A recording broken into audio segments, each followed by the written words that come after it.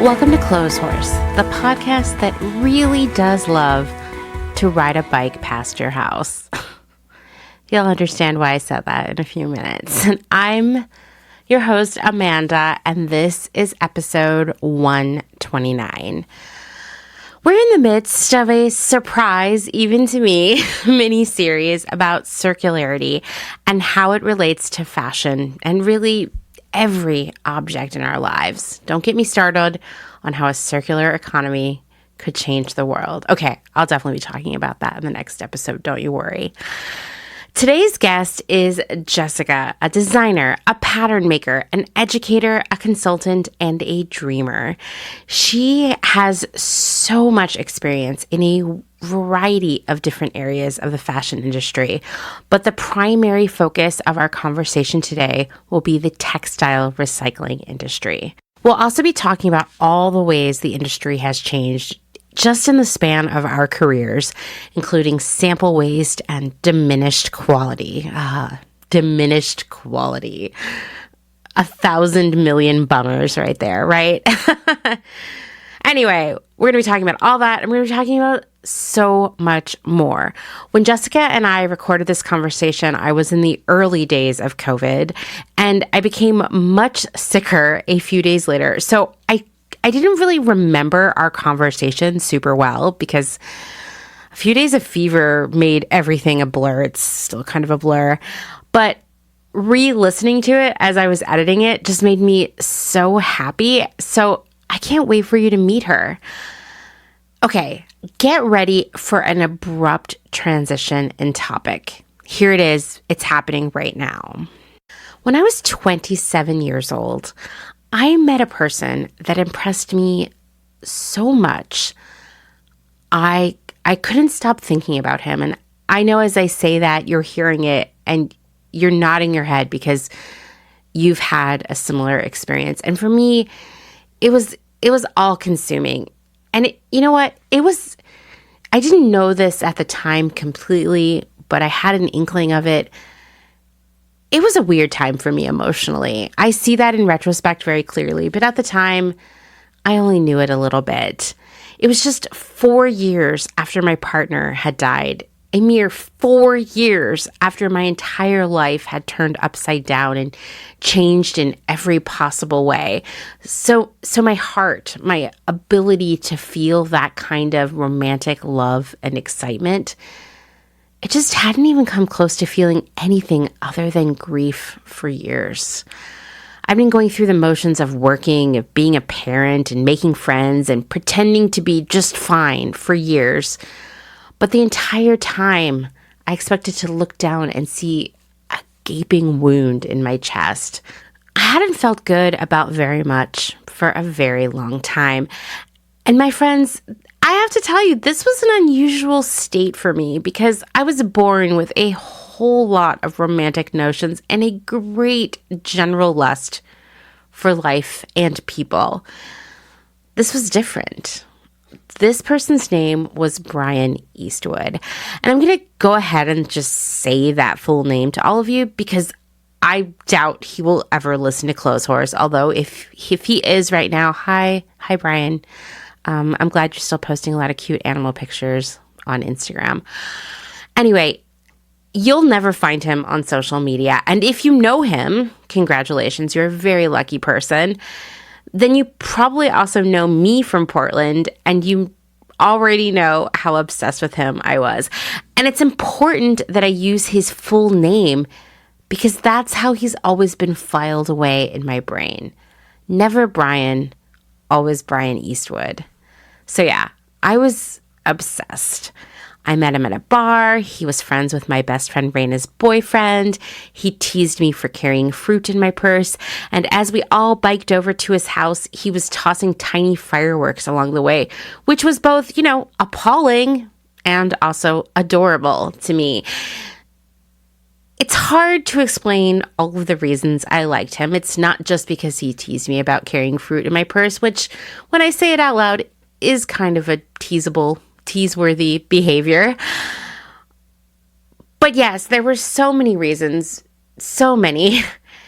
And It is hard to explain all the reasons I liked him, mostly because this podcast does surprisingly have a little bit of a time limit, not because I've forgotten them. He had a nice house. We had all of the same records. His cat was named Choco Cat, which is a Sanrio character. He loved tuna melts, me too, and cookbooks. Of course I do.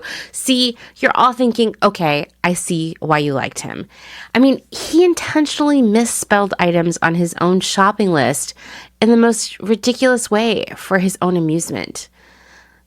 That's adorable, right? The admiration was mutual. But you know what? Things made it complicated. He was a lot older than me. I didn't care. I had a kid, although he never said anything negative about it. It made me feel nervous about getting serious with him, with anyone, really. And you know what? I was still grieving, and my feelings were chaotic, to say the least. His friends tried to sleep with me. We were off and on in a way that honestly makes me sad even now, because he was the first man I had ever met that felt like an intellectual equal to me, that felt sensitive and sweet in the right ways, but also was super funny. We had this weird thing of showing up separately at events in unplanned matching outfits, and people noticed it.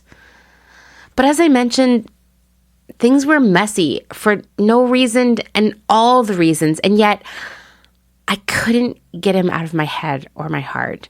We lived about 10 blocks from one another, and I engineered every single bike ride to work, to run errands, to meet friends, to pick up from daycare.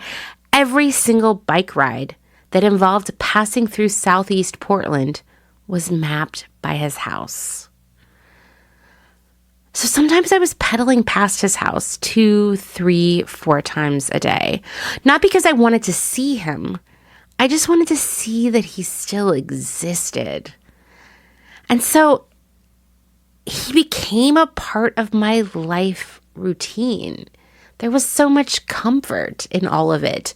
Those bike rides, there was thinking about him whenever I wasn't working or taking care of Dylan or drawing or writing. He was always in my thoughts.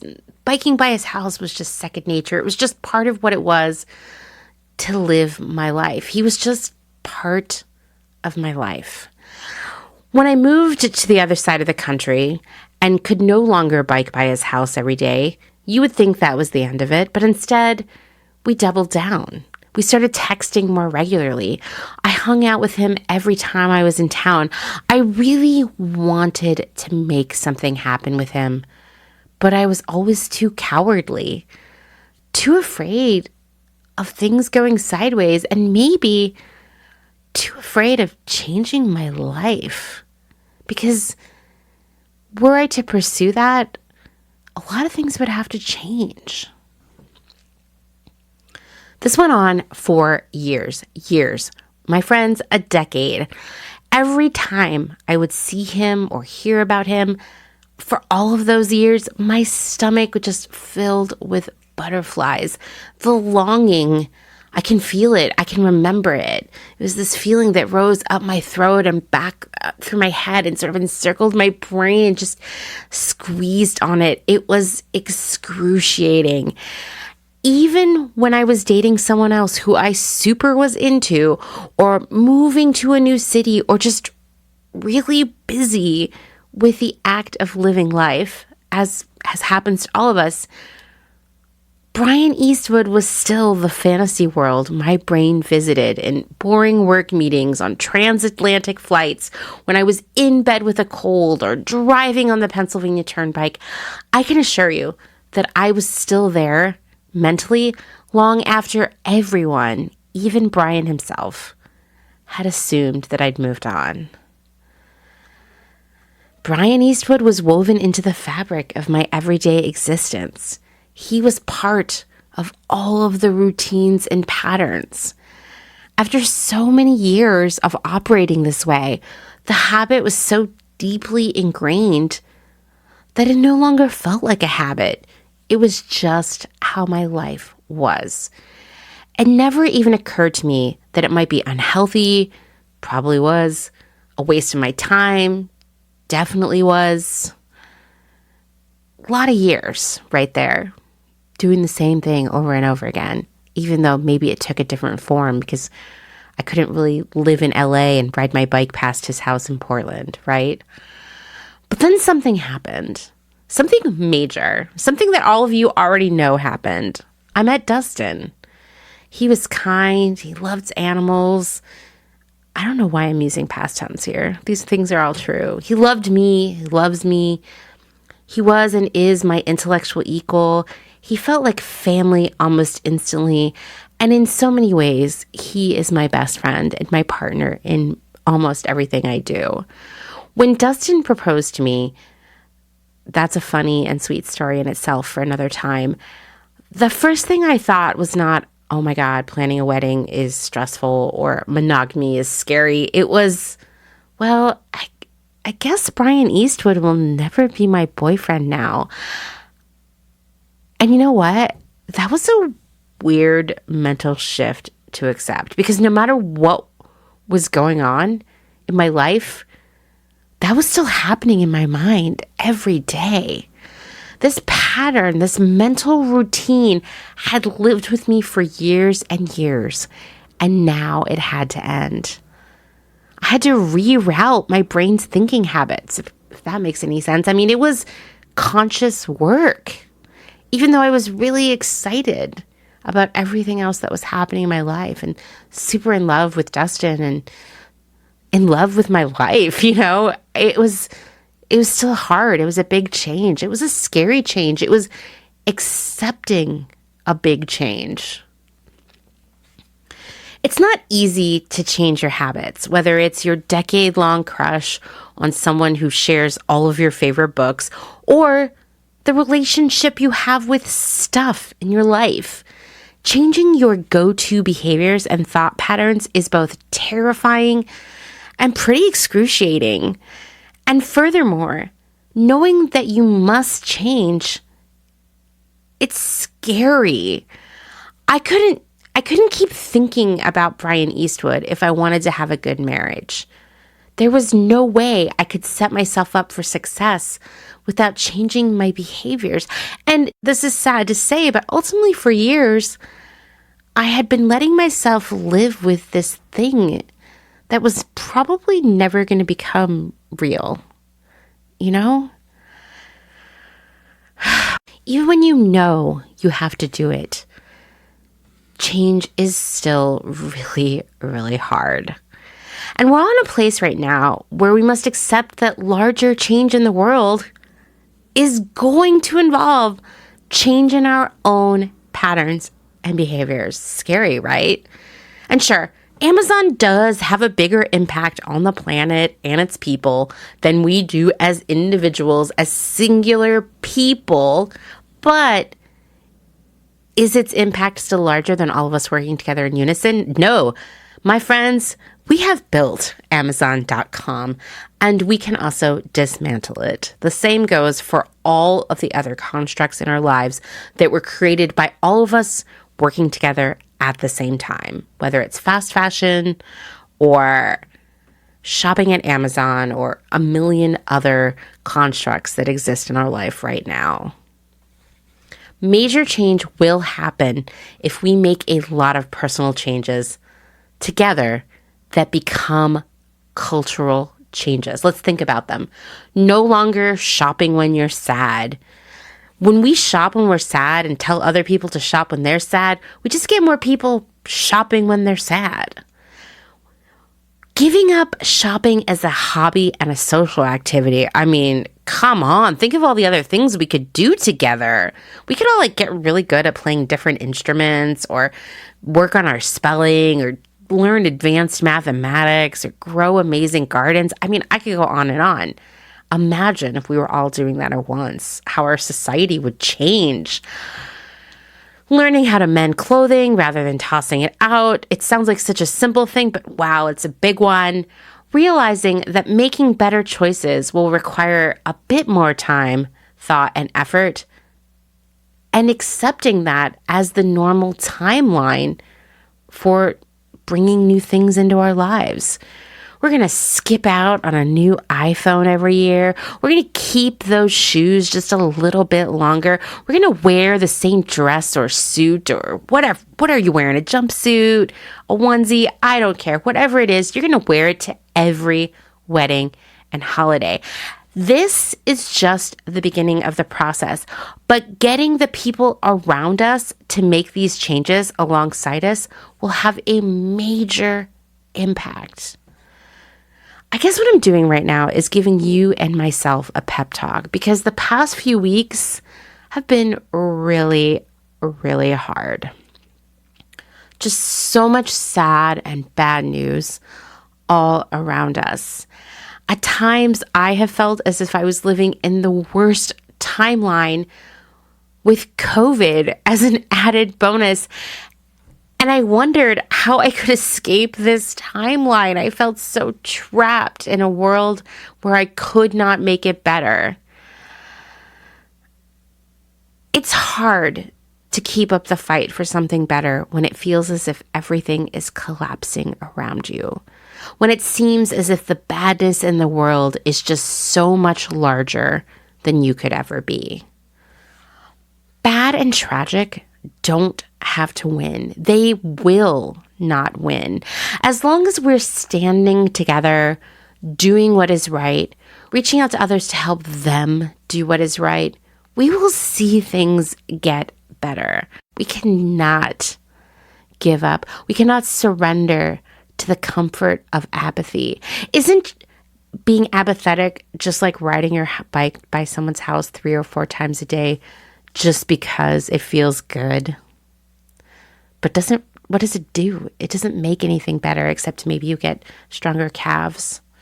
I don't think you get stronger calves, stronger thighs. It was a flat. My bike ride was pretty flat. Anyway, I'm so grateful for this community, all of you who push me to do better and better. It's important to me, even if I'm not biking past your house every day. I don't have time for that, okay? Believe it or not, next month is Clotheshorse's 2-year anniversary, and I have a special audio essay opportunity planned for it. It's for all of you. I'll be sharing that info after my conversation with Jessica, so let's jump right in.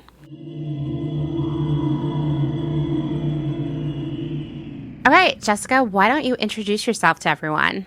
Hi, I am Jessica, and I am a kind of an everything in the fashion industry. I am a designer, pattern maker, tech designer, educator, 2D, 3D, CAD, manufacturer, fit expert, a reconstructionist, a consultant, e-commerce, everything you name it, I've done it, stylist.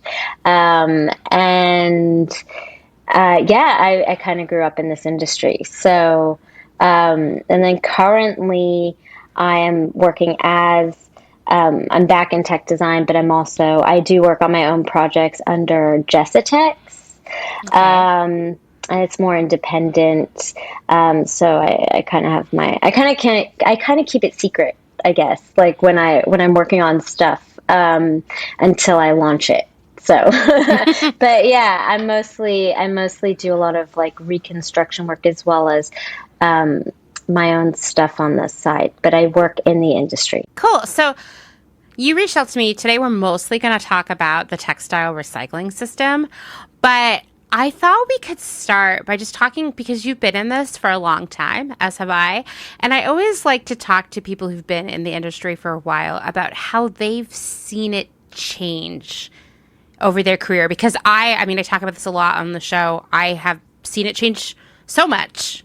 Yes, I have seen it change. I would say drastically. Yeah, I agree. And it feels like I don't know about you, but when I look back, it's hard for me to pinpoint that exact moment when it changed. And I can't decide if it happened gradually, but extremely over the years, or it just like took me a while to notice. I think for me, I think because I grew up in it, I can there's almost there are moments I can pinpoint it, and then there are times where I feel like it was gradual, but then there are definitely turning points. Because my family, I mean, I was exposed to it from birth. So both sides of my family, both of my parents, sides of the family worked in apparel, in some capacity. But the main one that I was exposed to was my mom's side. My mom's from England, and her family, my grandparents, my grandfather actually had a textile, and this is really interesting because they were in Manchester, and Manchester in England was known for being like a textile hub and for importing and exporting textiles. And what my grandfather essentially did was he imported and exported odd lots. So basically what we call dead stock now. Interesting. But it wasn't. But what we refer to as dead stock and the way we treat textile, that kind of business now, was very different then. And so I was around it. Then I'm going to age myself now, but but that was a long. I'm about to have a birthday, so this was a long time ago. But that was before the whole textile business kind of moved to Asia, and so there were, and overseas, like even further overseas, and so none of these businesses are left in Manchester now. I think one of my great uncles had like one of the last ones. He held on to it, and so to see that business change, that kind of dead stock, like odd lot, importing and exporting of textiles, and how that, you know, the amount of fabric that there was versus now is extremely different. And also the quality. Oh my God. So that's where different. what I think. Yeah. Yeah. Like even, you know, I've talked about this. I may have talked about this on the show in the past. I'm not really sure, but I'll go back in my mind to like the late 90s and I'll think about like, say, I don't know, like whether it's Express or like Contempo Casual, like we're not talking like luxury brands or even like mid-range brands, and like the quality was so much better. So much better. Or even take some, like, here's another example of someone who's been around this entire time, Victoria's Secret. Like if you find Victoria's Secret from the 80s or the 90s, it's so nice. And it has held up, and it looks, the fabric is amazing. It's the true. weight is good, and the finishing. And now it's like, ugh. Yeah, you know? It's so different. And I think that was what was so interesting for me, is because I grew up around the actual, like around textile as opposed to just the apparel. And so I would see like the actual fabric, and the quality of the fabric, as well as yarn. And because two of my great uncles had yarn businesses, and so the quality was just it was so much better. And so even what you were getting as like the odd lots, like I remember my grandfather even got like once he bought like this odd lot of like Pierre Cardin underwear that that I think like I think they fit it wrong. I mean, I was very young at the time. I think they fit it wrong or something, and so they couldn't sell it. But just the quality of the underwear that they couldn't sell was 20 million times better than the quality that you would get now. And you know, it's really interesting, you know, to see it from that perspective. So just that has changed. And then when I started working in the fashion industry, I got into school very young. I went to Pratt Institute in New York, and I got in when I was 16. And so I started working in the fashion industry as soon as I got there. And I worked for, I think my first job was for a knockoff company. So they didn't call it fast fashion back then. It was called, the knockoff company. Yeah, totally. You just worked for a knockoff company, and you had like a company credit card, and you went to, You went to like, higher end stores, bought their clothes, took it back to the showroom, knocked it off, and and changed the details, and then you'd return the clothes on the company credit card. I mean, that was like the Oh knockoff my gosh, job. that's the funniest part. It's funny. I mean, we've talked about this here before, but it's just something that never, and I've actually been a part of this, like working in the fast fashion industry, that like we forget about, like there was a time, definitely early in my career, where if we were, I worked for a company that would not have called themselves fast fashion, which 100% was, and they were a knockoff company on top of all that. So we would like go to LA or Europe or even, New York, and we would go around and buy samples, buy things from like nicer stores. Like I remember buying this like scarf at Marc Jacobs, right? And to take it back and copy it. Exactly. And that's exactly what we were doing. But then somewhere along the line, it was like, no, we'll just go to H&M and buy something and copy it. Yes. Like it got You're shittier. knocking off the knockoffs. Yeah, super depressing.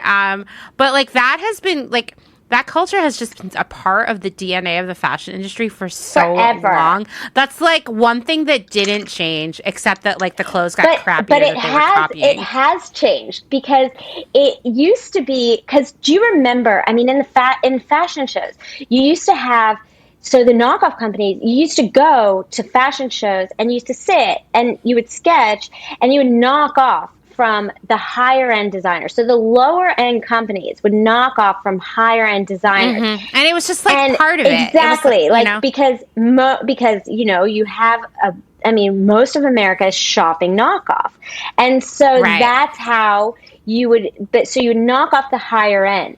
But now, this is where the big change is. Now you're literally knocking off the lowest end. So you're knocking off the knockoff. And you didn't have that before. You were knocking off the high end in order to make it accessible to the people that couldn't afford the high. And so that has definitely changed a little bit. But the interesting part is the samples that you would get back. And so I've been part of the sample making process for a long time. And oh my God, I mean, this is where I've noticed the biggest difference it's in sample making. And of course I work in technology too. I have a long history of technology and manufacturing, and I can definitely attribute it to that.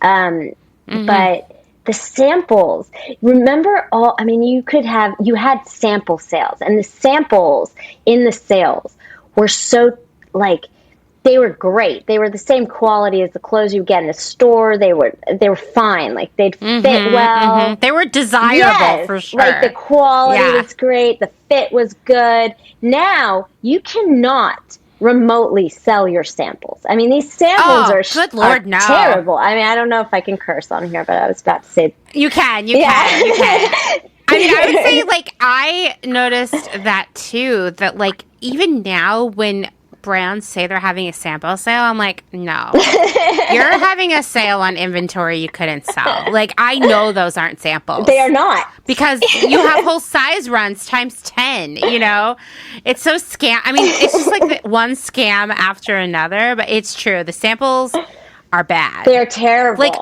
I can't tell you enough, like, the disappointment you get when your first or second sample arrives. How horrible it is, and how if you're going to make it work, you're going to cut it all apart and try to fix it, and then it's not wearable anyway. Like it's the most depressing thing when you open the box with the sample. Always, you're like, what? How did you get that from what we sent you? It is a horrible process. It's almost like they just try to like put something together within 2 minutes just to appease you. But really, it's just, I think the process is so fast, and they're up against it with, the companies are so demanding, and we used to have the delivery dates have changed, and it used to be seasonally. There used to be 2 seasons. Now you barely have seasons. You just have like these delivery dates. I mean, it's just, Yeah, that's all it is. It's totally true. I mean, it is. It's I always as on the buying side, I take it personally when the sample shows up and it's bad. And I'm like, oh, what do you think? I'm stupid? You think I would buy this? You think I would think this is good? But I think you're right. It's also I hope that they aren't oh, this'll work. Because I've literally gotten samples that are glued together. Right? I got something once that I to this day am convinced was made out of a trash bag. I don't even mean that as an insult. No, I mean literally it was made of a trash bag. Literally. And so the samples are so bad now. They're so bad that you find yourself going through 4, 5, 6 samples back and forth. And they're all trash. Yeah. You can't resell them. Trash. You cannot resell them. You can't salvage them. Nobody's going to buy them. And the thing that's so, I mean, when you get them and you're looking at it and you're like, this is depressing, and you're trying to tell people, and you're like, you cannot, you're like, this is shocking. Why is it is shocking. Why is the underwear sewn backwards in this? And why is this coming in where one leg is lower than another leg? I mean, these are mistakes that just should not happen. It's almost, it's shocking. And then people just disregard it, where they're just like, oh, but don't worry, it's just the proto. It's fine. It's just, but oh my God, just the proto. I've heard so many times. But then I'm like, if this were a better sample, we maybe wouldn't have to go to third or fourth sample and then, on it. You know what I mean? And then what are you going to do? It's it's not this disposable thing. It's not something that you can just throw away. And then you cannot even sell this in a sample sale. So it automatically becomes garbage. And when it's not, because textile it's one of the most recyclable materials. And but we treat it like garbage. We'll just throw it in the trash. And so that is insanity, to kind of make something out of a material that is incredibly recyclable, but you're just treating it like it's garbage, and that has always stuck with me. And I think because I grew up kind of within a textile warehouse, but a different type of textile warehouse mentality, because, I'm an 80s baby, but so the industry was different. And then also my grandmother taught me how to mend when I was also very, very young. And so I knew how to alter and how to hand and stitch. And so I started sewing very young too, and altering. And I would watch her and how she treated her clothes with value. And if something broke on a garment, or something was wrong with something, her clothing, she had she had created her own sewing kit, and she would mend it. She wouldn't throw it in the garbage. It wouldn't go away. And so I think because of these two components very early on in my life, I kind of applied that through my career. And so as I was seeing all these things change, and then as I was more heavily involved, especially in the technology aspect of manufacturing, and I thought, okay, this is very cool. We can do all these things that can better, which technology is a double-ended sword, I think. We can better the manufacturing process, but it's also hurting the manufacturing process, because people need to realize technology is a tool, and not the control. So you can use technology to technically control the waste as opposed to create the waste. And I think what's happening is people are using it to kind of create, to speed up the manufacturing process, create more and more and more. But in reality, you can use the same technology to eliminate waste by creating less samples. I mean, the samples, not only do they generate more waste, they increase the cost ultimately, because making one sample is way more expensive than per unit Correct. than an entire production unit. And it slows the process down. I can't tell you how many times in my life an order has been late because the first sample was a horrible disaster. The second sample was still pretty terrible. The third sample was still bad. And we were at fourth or fifth sample fitting. And suddenly we're airing it in, right? When it could have come on a boat. So that's costing us more money. It's exponentially increasing the carbon footprint of that shipment. Then we pass a point where even airing it in isn't going to get it in on time. Yes. So we're still taking the order a month or two late, still paying to air it in. It doesn't arrive with everything else it was supposed to live with, so it doesn't get that marketing push. And you know what happens? No one buys it. Exactly. Because it's like on its own, floating around on the sales floor or on the website. Like all of this foolishness, it leads to, it generates more waste in so many different areas down the road. And it all comes from like, we're overburdening these sample rooms. We want the new product every week on our site and our store. And it's just not enough time for people to get it right. And so it's really frustrating. Like that's definitely something that I saw change a lot, where in the beginning the samples were better, and usually by the second fitting we'd be like good to move to production. And that changed, right? Suddenly it was like 3, 4, 5 samples. Sometimes we're giving it up, right? But the other thing that I saw happen is that we cut corners more, because we were like, well, it's still not great, but literally we'd be in the room like, either we take it as is or we don't get it at all. Yeah. And somehow taking it as is was always the better option. Yeah, exactly. And that's the thing. It's like, well, this needs to go. I can't tell you how many times this has happened. It's like a regular thing, you know? And I'm on like the tech end and fit end and design end, and it's like, well, so for me, I'm looking at patterns too, and these patterns are terrible. The patterns you're getting now from the factories versus what you used to see in pattern rooms. You're looking at this and you're like, no, this can't go to production. And the buyers and everyone will be like, no, you know what? No, it's fine, because we have to go to production because we have to make these deadlines. And it's like, well, do you have to on this one? Really?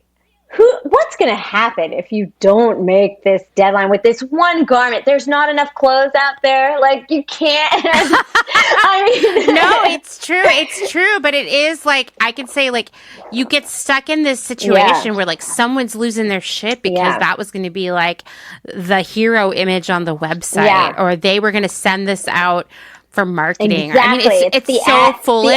The ad sample has to, it's been. Right. And so like it always, anytime we were like, oh, we'll just take it as is on a style, it was because someone in a meeting, someone in leadership had said, like, listen, we need this for photography. Yeah. This is going to be in the marketing shoot, and you're like stressing so badly about it. God, I remember I had my worst job ever was actually for like a feminist startup.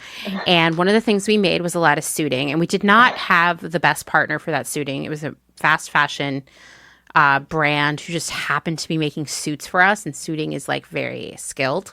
It really should be made in a factory where that's what they make, not in a factory where they also made dresses and skirts and blouses, which is what we were doing. That's everybody. And I remember we had this like creative director who was a monster. I could tell stories about her all the time. She had absolutely no experience in fashion whatsoever. So she had a lot of like delusions about how it works that I'm going to be honest, I had when I started my career. And then you learn how it really goes, right? So like you start to learn what things are too good to be true and what we can't afford and, like that kind of thing. So she wanted to do a white suit with this vendor. She picked a fabric swatch from a little tiny, happens all the time, right? Picked it from a little tiny square. And like, I swear to God, if you and I were sitting at the same table right now, Jessica, if I held up the swatch of fabric, you would see my face through it. And I was like, I don't know about this. And she's like, no, it's so nice. And I was like, okay, well then it needs to be fully lined. And you want this for summer, right? And she's like, yeah, we can't fully line it. It'll be hot. Let's just line it with shorts. I'm like, in a suit. Okay. Yeah, let's do this. So we had to skip TOP approval because it was going to be late, classic. And because we wanted it on a timeline that was unrealistic. So the full production comes, and we used this third-party warehouse. We didn't even use our own. And like, I didn't have a lot of contact with the warehouse people at all because they didn't even work for our company. And so when you heard from one, it was pretty big deal. And this person from the warehouse emailed me. I remember her name was Nancy. And she said, I don't like to get involved in things like this, but I just have to show you these pictures of this suit because I would be embarrassed to spend $88 to buy either of these pieces. And I think you might want to do something about it. And first off, it had like weird little tiny booty short lining that you could totally see through it. But even worse, the fabric was so sheer, you could see these rat nests of thread inside them from like seams and uncut threads. And then I was like, okay, send me some units from the order because the creative director was not believing how bad these were. And I had someone in the office put them on, and they couldn't even get their foot through the leg hole. Oh, no. Like, it was such a nightmare. And you know what happened to those suits? They all got thrown out. Yeah, garbage. Garbage. Because nobody on our side like had the sense to make a smart decision. Yeah. And then we were rushing things, so we never got to see a sample to approve before it went into production. We didn't see a TOP, which is top of production for when it was actually made, which is another point where we could have caught it and said, hey, before you ship this all the way over via air, this needs fixed, right? So it arrives with us. We've received it.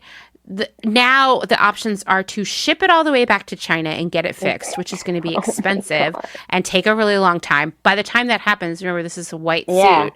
It's going to be fall, right? And it's going to be expensive because then we're going to air it back to us. It makes no sense. It makes no sense. So what happened is we sent it back to the vendor at their domestic office here in the United States, and they threw it out. Oh, and that is disgusting. You know, like 1,000 units. And it happens all the time. All the time, everywhere I've worked. It happens all the time. And the amount of, and it either gets thrown out or you also have like the amount of just left inventory sitting in the factories, like in the vendors, like places is insane. Like, I mean, it's just crazy. I mean, what goes through, because people are just pushing things through. There's so much that gets pushed through that goes through, which should never be made, honestly, to begin with. I know. And it's like, well, like guys, the sales section at the store at any big chain you go to is pretty big these days. It's huge. And it's full of things that weren't great because maybe they didn't fit that well or the fabric wasn't great. That's a good point. That's the better stuff, okay? Because there's stuff, like, every company is damaging stuff out regularly, having it destroyed or selling it off to jobbers because it is completely unwearable. So if you've ever gone and tried on something in the sales section and you're like, oh my God, I can't move my arm in this, I want to assure you that wasn't the worst mistake that retailer made. No. It was. That's the sad part. And you know, the worst part is a lot of those mistakes, a lot of those clearance sections, those are like pre-calculated errors in especially in fast fashion, because the grade, like they're formulaic grades, like the way they size things. It's so formulaic because it's plugged in. And so they don't necessarily work for every garment. And so by the time you you'll notice also on clearance sections, you usually have, like, you don't see like a bunch of mediums. Because that's your base size. You don't really see them on the clearance, you'll really see like the XLs, the extra smalls. Like you'll see like the ones where especially once that grade's out, like because the grade was not done well. So because it was plugged in and they don't account. I mean, I've gone into a lot of patterns where like you see it happen, but because like the production's so fast and the cost, you're selling these garments for such a low cost that it doesn't make sense for somebody to go into every single grade, like every single pattern, every single grade, and kind of fix it per pattern.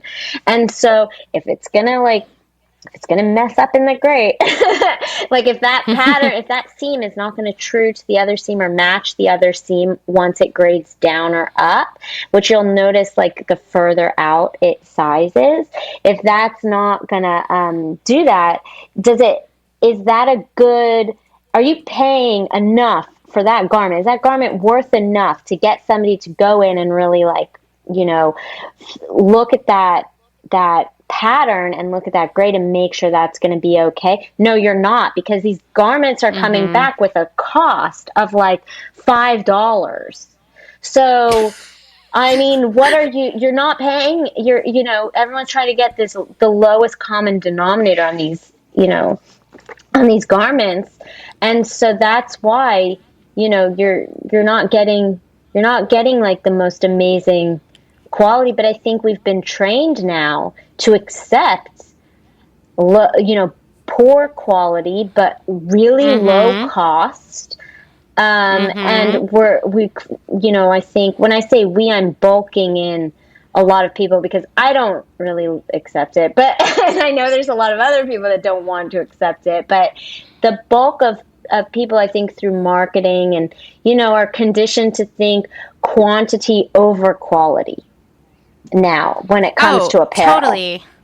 Well, and I also think like when we get things and they don't fit us, which is pretty frequent. So frequent. We blame ourselves, right? Yes. Fortunately, diet culture has been a great support mechanism for fast fashion, because rather than saying, I think this garment was made stupidly, we say, oh, it's me. Like if my arms weren't so big, I could bend my arm in this shirt. No, let me tell you, if that shirt fits you everywhere else, you better be able to move your arms. But these are real things. Like at one of my jobs, we didn't really make a lot of our own clothing, but we bought it. And so we would get all the samples in, and we had like dressing rooms right in our office where we'd have everyone try them on. And we'd always do this thing called drive the car, where you'd like put your arms out as if you're at the steering wheel and move them. And let me tell you, a lot of styles would fail that test. Yes. That you wouldn't even be able to comfortably drive a car in one. And like that's not because the people in my office had weird arms or strange shoulders or were too tall or too short or their torso was too small or whatever. It was because they were poorly made. Yeah. But like when you're buying a dress for $10 landed, that means shipped and duties and everything. You gotta realize you're getting a piece of garbage. Yeah. Like even on the buying side, I would get in my head, like I would go buy stuff for myself and be like, I'm the problem. My boobs weren't so big. This would look great. But I realize now, like, no, I've been in meetings where we've shrugged our shoulders and said, well, it'll fit someone. I right? I mean, that's a common phrase, I think. It's the worst. It's the worst. But terrible. we've all been there. Like all of us who've worked in the industry have seen this play out. Yeah. Let's take a moment to thank some of the incredible small businesses who keep Clotheshorse going via their generous Patreon support. Selena Sanders, a social impact brand that specializes in upcycle clothing using only reclaimed, vintage, or thrifted materials from tea towels, linens, blankets, and quilts. Sustainably crafted in Los Angeles, each piece is designed to last in one's closet for generations to come. Maximum style, minimal carbon footprint. Shift clothing out of beautiful Astoria, Oregon, with a focus on natural fibers, simple, hardworking designs, and putting fat people first. Discover more at shiftwheeler.com. Late to the party, creating one-of-a-kind statement clothing from vintage, salvaged, and thrifted textiles. They hope to tap into the dreamy memories we all hold. Floral curtains, a childhood dress, the wallpaper in your best friend's rec room. All while creating modern, sustainable garments that you'll love wearing and have for years to come. Late to the Party is passionate about celebrating and preserving textiles, the memories they hold, and the stories they have yet to tell. Check them out on Instagram at Late to the Party People. Vino Vintage, based just outside of LA. We love the hunt of shopping secondhand because you never know what you might find. Catch us at flea markets around Southern California by following us on Instagram at vino.vintage so you don't miss our next event. Gabriella Antonis is a visual artist and an ethical trade fashion designer. But Gabriella is also a radical feminist micro-business. She's the one-woman band trying to help you understand why slow fashion is what the earth needs. The one-woman band to help you build your own brand. She can take your fashion line from just a concept and do your sketches, pattern making, grading, sourcing, cutting, and sewing. The second option is for those who aren't trying to start a business and who just want ethical garments.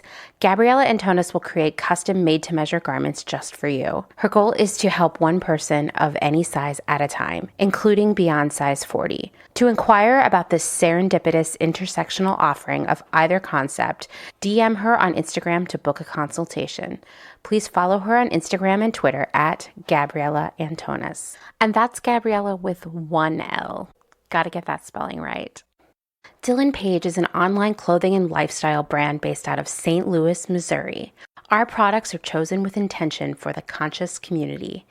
Everything we carry is animal-friendly, ethically made, sustainably sourced, and cruelty-free.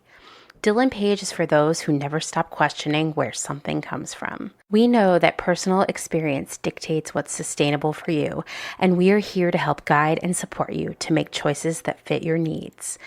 Check us out at dylanpage.com and find us on Instagram at dylanpagelife&style.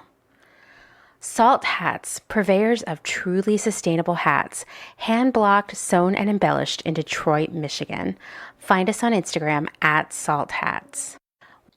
Gentle Vibes Vintage. We are purveyors of polyester and psychedelic relics.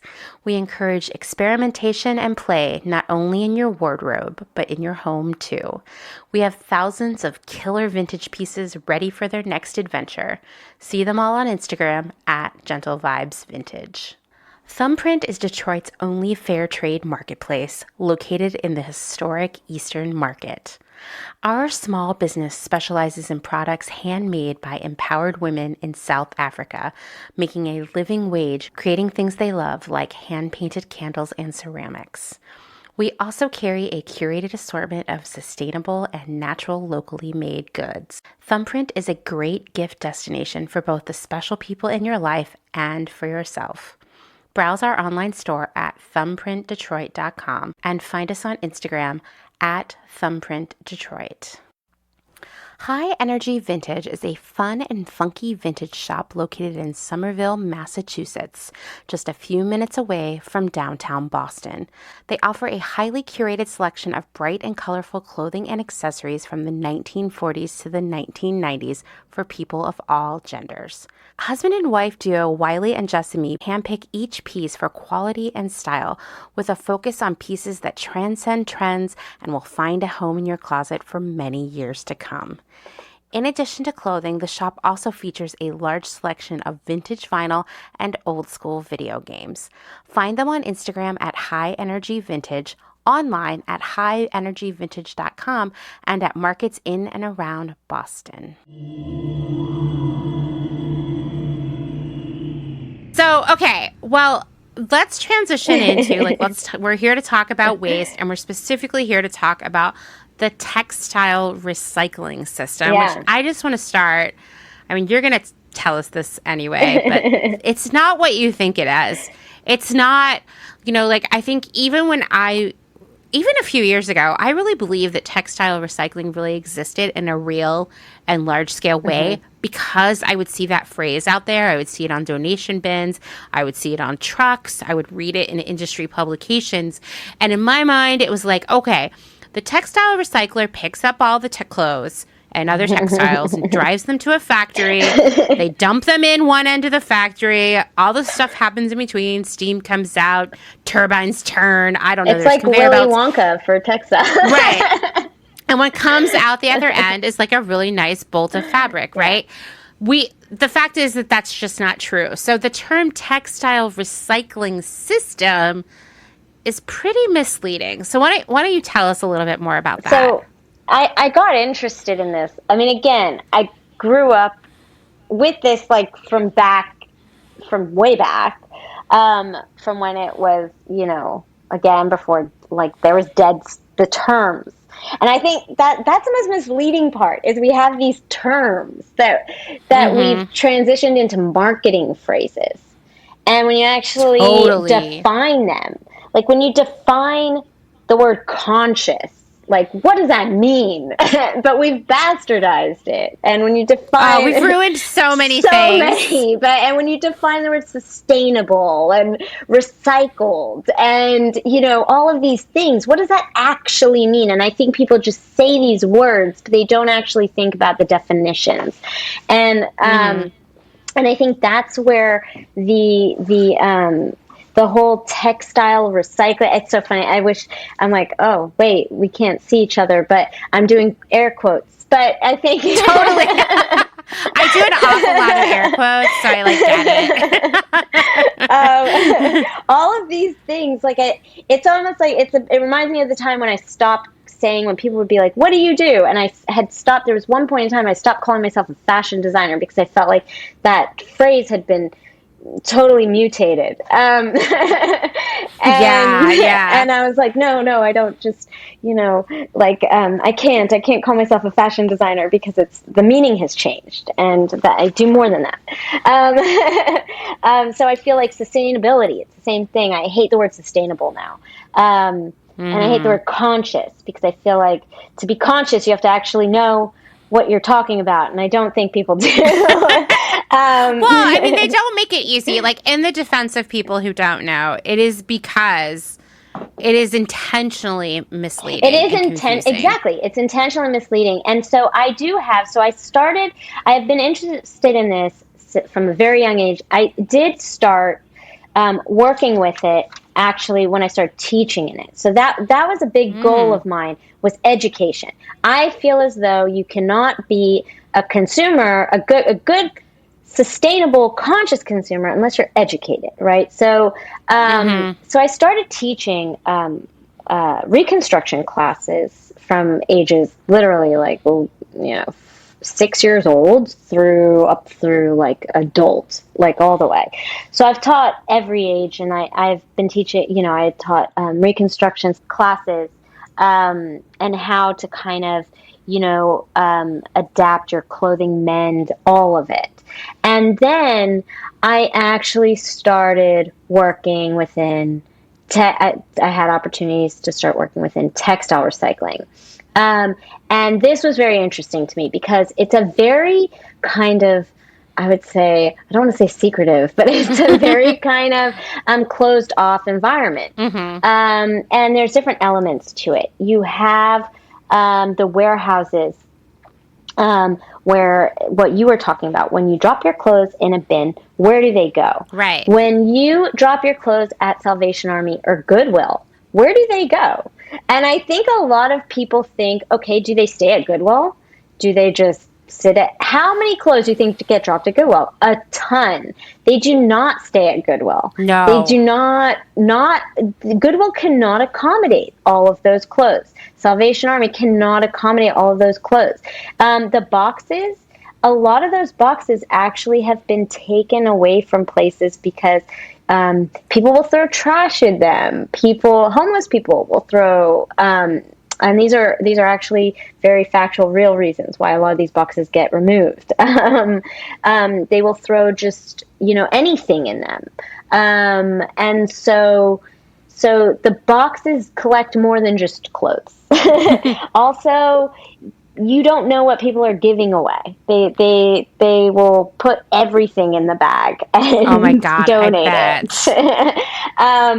And the more fast fashion we've made, the more clothes we've made, and the more weaker, I don't want to say trash textiles because I hate using the word trash with textile because I really, honestly, textile is recyclable, but the weaker fabrics that we've made, it's much more difficult to kind of, I guess, even reconstruct those clothes and recycle them and do something with them, alter them. So those donations even become harder to kind of put on the second market. But that's what's getting you're getting a lot of that donated. So where do those go? So then there are these warehouses, and they're called rag houses. And the reason they're called rag houses is because a lot of the donation back in the day, they used to turn a lot of the stuff into rags. Nowadays, can you turn a lot of this stuff into rags? No, because of the textile. Right. That makes perfect sense. Yeah. I mean, are you going to turn these 100% poly like garments chiffon, into rags? poly chiffon. Imagine. What are you going to do with this stuff? Like, you can't. And so, but there's more clothing waste than there's been ever. Mm-hmm. And so you have all of these things, you have all of these clothes, and they're going into these rag houses. And these rag houses are accumulating clothing beyond what you can imagine. So a warehouse, that I was involved with, I mean, they were getting up to 100, if not over, it was minimum 100,000 pounds a day. Wow. Of clothing. Wow. And I mean, to get an image of what that looks like, it's like, I could show you a photo. I mean, but to get an image of what that looks like, it's crazy. It's an insane amount of clothes. And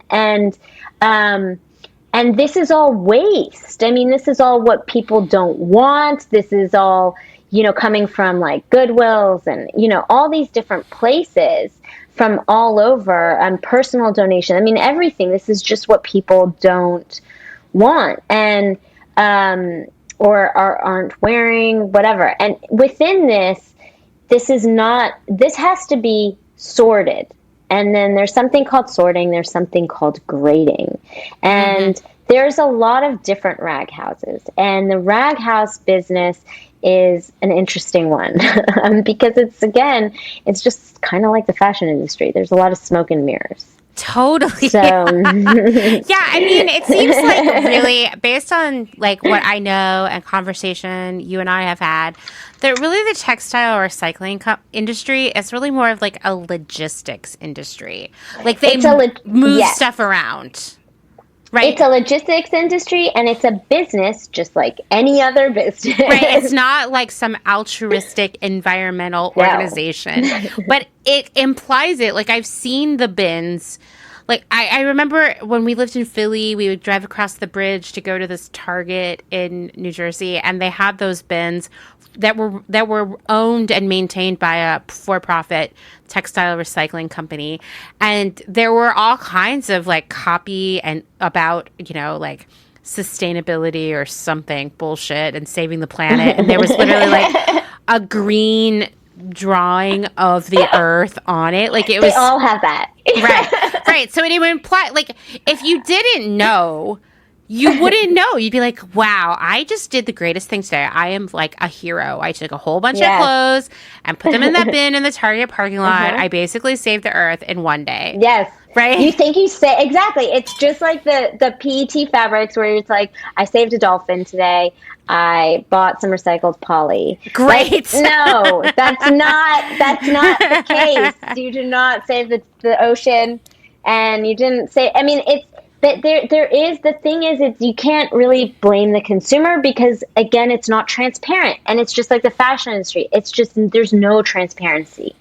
And it's a lot of marketing. But rag houses are not necessarily, like, those are kind of like, they're not marketing themselves. They are kind of like the third party. Like, they're the back end behind a lot of like, resale companies. And now you're starting to see a lot of like the back end of resale companies, and there's been data companies pop up now to facilitate resale, and because everyone sees the market value in it, and so it's starting to become again, like a consumer business. So we're starting to present it like consumption, which is interesting. It's an interesting, it's interesting if you watch it. But so the rag houses are kind of catering to that as well.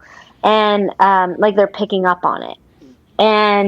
But it's interesting, the grading and sorting process is really interesting because they're dealing with a lot of volume.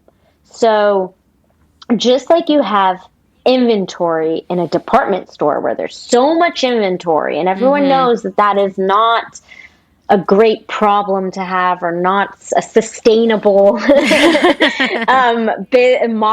business model. They have a lot of inventory. So what do you do with all of this inventory? Goodwill can't house it, so that's why they're giving it to them. It has to go somewhere.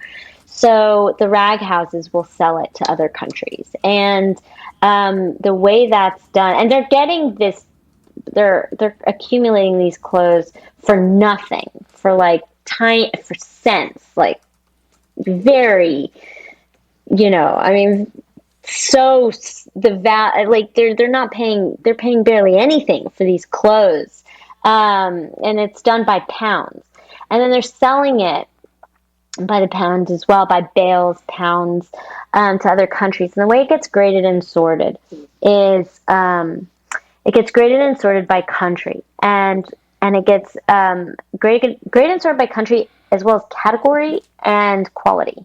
Okay. And so the countries that get the better clothes, and when you define it, it's so interesting to kind of, for me, it's interesting to kind of like categorize clothes this way because, again, all textile is really a recyclable material. Like it's really like not a throwaway material. It's never going to like grow back into the earth. So so the better clothes are the ones that don't have holes, that are more like new. You get a lot of new clothes actually.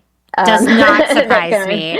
Yeah, a lot of new clothes. You'll actually get like clothes you'll see like clothes that have come in from like companies. You'll see like brands. You'll see clothes that come in like bulk, but you'll see a lot of new clothes that as well with tags still on them. And so the clothes that really like aren't dirty, the clothes that don't seem dirty, that don't have like obvious marks on them.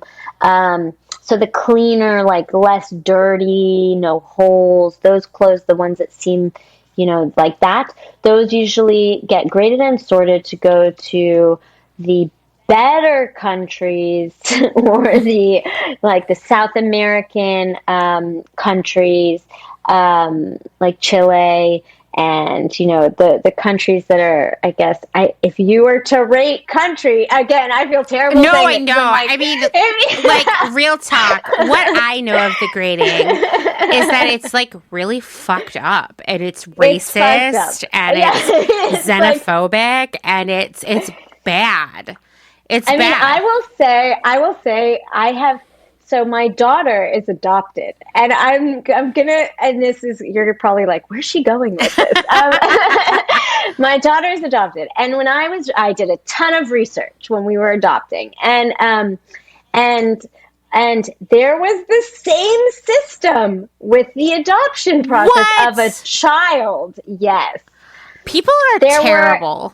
There were a lot of agencies that had discounted rates based, and this sounds so terrible. Not the agency that we adopted from, but discounted rates based on race of child. And so what this had reminded me of was similar, because it's like I mean, based on the country, I mean, this is how they get graded. The clothes get graded and sorted, and this is not like a one-off in a warehouse. It's like most of the warehouses are graded and sorted by country. And so it kind of always reminded me of when we were going through the adoption process, and I was like, oh my God, I can't believe they do this. Oh God, people are so terrible. I mean, that doesn't surprise me, actually. No, it doesn't. It shouldn't have surprised me, but it always does, because you want things to be better.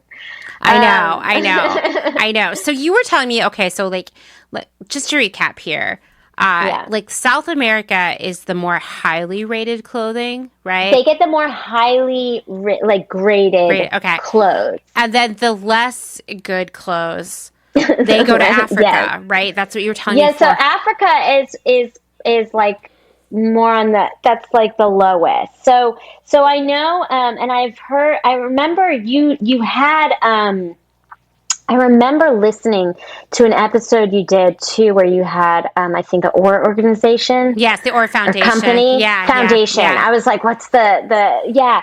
And I remember that one, and it was really interesting for me to listen to that, because I was like, oh, I know why. Because the clothing that gets sent they're never gonna get those, those highly graded bales. And I remember when you were speaking to them about, how there's trash mixed into the bales, and there's, but the amount of that comes in, when you see the amount that comes into these warehouses, it's insane. And so to grade and sort it, when you're walking on the floor, I mean, you just see there's clothes everywhere. There's trash. There's literal trash, like, all over. And the employees in the warehouses are not. So I think a lot of people just assume, employees in other countries, like in factories in other countries, those are the employees that aren't making money. So if you're, those are the employees that aren't making living wages and not, doing that. But you still, in America, you still have issues in America too with that. And so when you have people that are making low wages in warehouses and factories in America that are also making low wages and doing this hard work and physical work, I mean, you shouldn't have this problem. Like, they should be paid, like, compensated a living wage. They should have benefits just like everybody else. I mean, benefits is, like, I feel like now considered, I mean, that should be that's now only for, like, the wealthy. No. I mean, it's true. It's so true. I mean, it shouldn't be that way, right? It should not be that way. Right. But it is that way. It is that way. So, that's a great thing to talk about, because once again, this is an industry that has this, like, really froofy, like, desirable sounding name, textile recycling, right? It sounds great.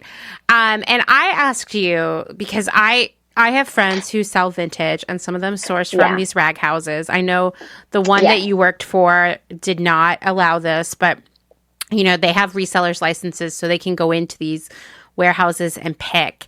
And they're not allowed to take photos or videos, and they're not allowed to bring anyone with them. And I asked, because I'd always wondered, I was like, I guess it's just to keep things mysterious. But you were like, no, things go on there that no one should see. Yeah, so they usually, you can't take photos and video because of a lot of times the way the warehouses are set up, the amount of clothes, a lot of times the working conditions are not up to code. I mean, you've got, in terms of fire hazard. I mean, this doesn't surprise me. Health and safety. The ones that do allow people in are more well known, I guess, like in thrift and vintage. And I feel like this started when you started hearing the buzzwords marketing for sustainability and being green and doing all these things. But if you look in the back of all of these warehouses, there are dumpsters. And then in the dumpsters, it's not just the trash. There are clothes in the dumpsters. And so you are not 100% green and sustainable. And, and so depending on how you promote yourself. So I think the photos, the video, there's a lot of things that happen. I mean, you have these these warehouses also you have machinery, you have baling machines, you have forklifts, you have all this equipment, and then all of your employees, your warehouse employees, do not have benefits. Nope. There are accidents that happen with equipment.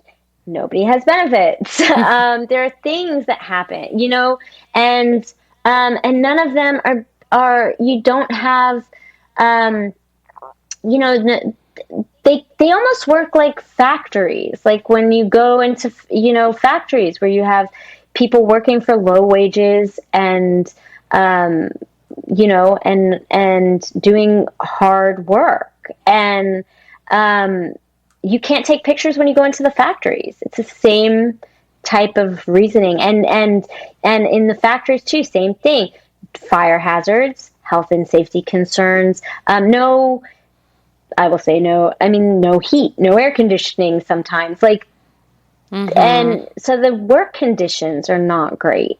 But then you're getting people that are going to pick, and they're getting some t-shirts that, people are grading and sorting for for nothing, and that the warehouse has received for nothing. And then you've got this vintage and thrift market that are taking these garments, and then they're upselling them for astronomical prices sometimes. And I'm not saying everybody, but you do have this, and again, this has changed too. This is where you've seen a change as well within vintage and thrift, especially, the biggest one is the t-shirt market. But oh my gosh, you and I went off on that when we were talking before. I know.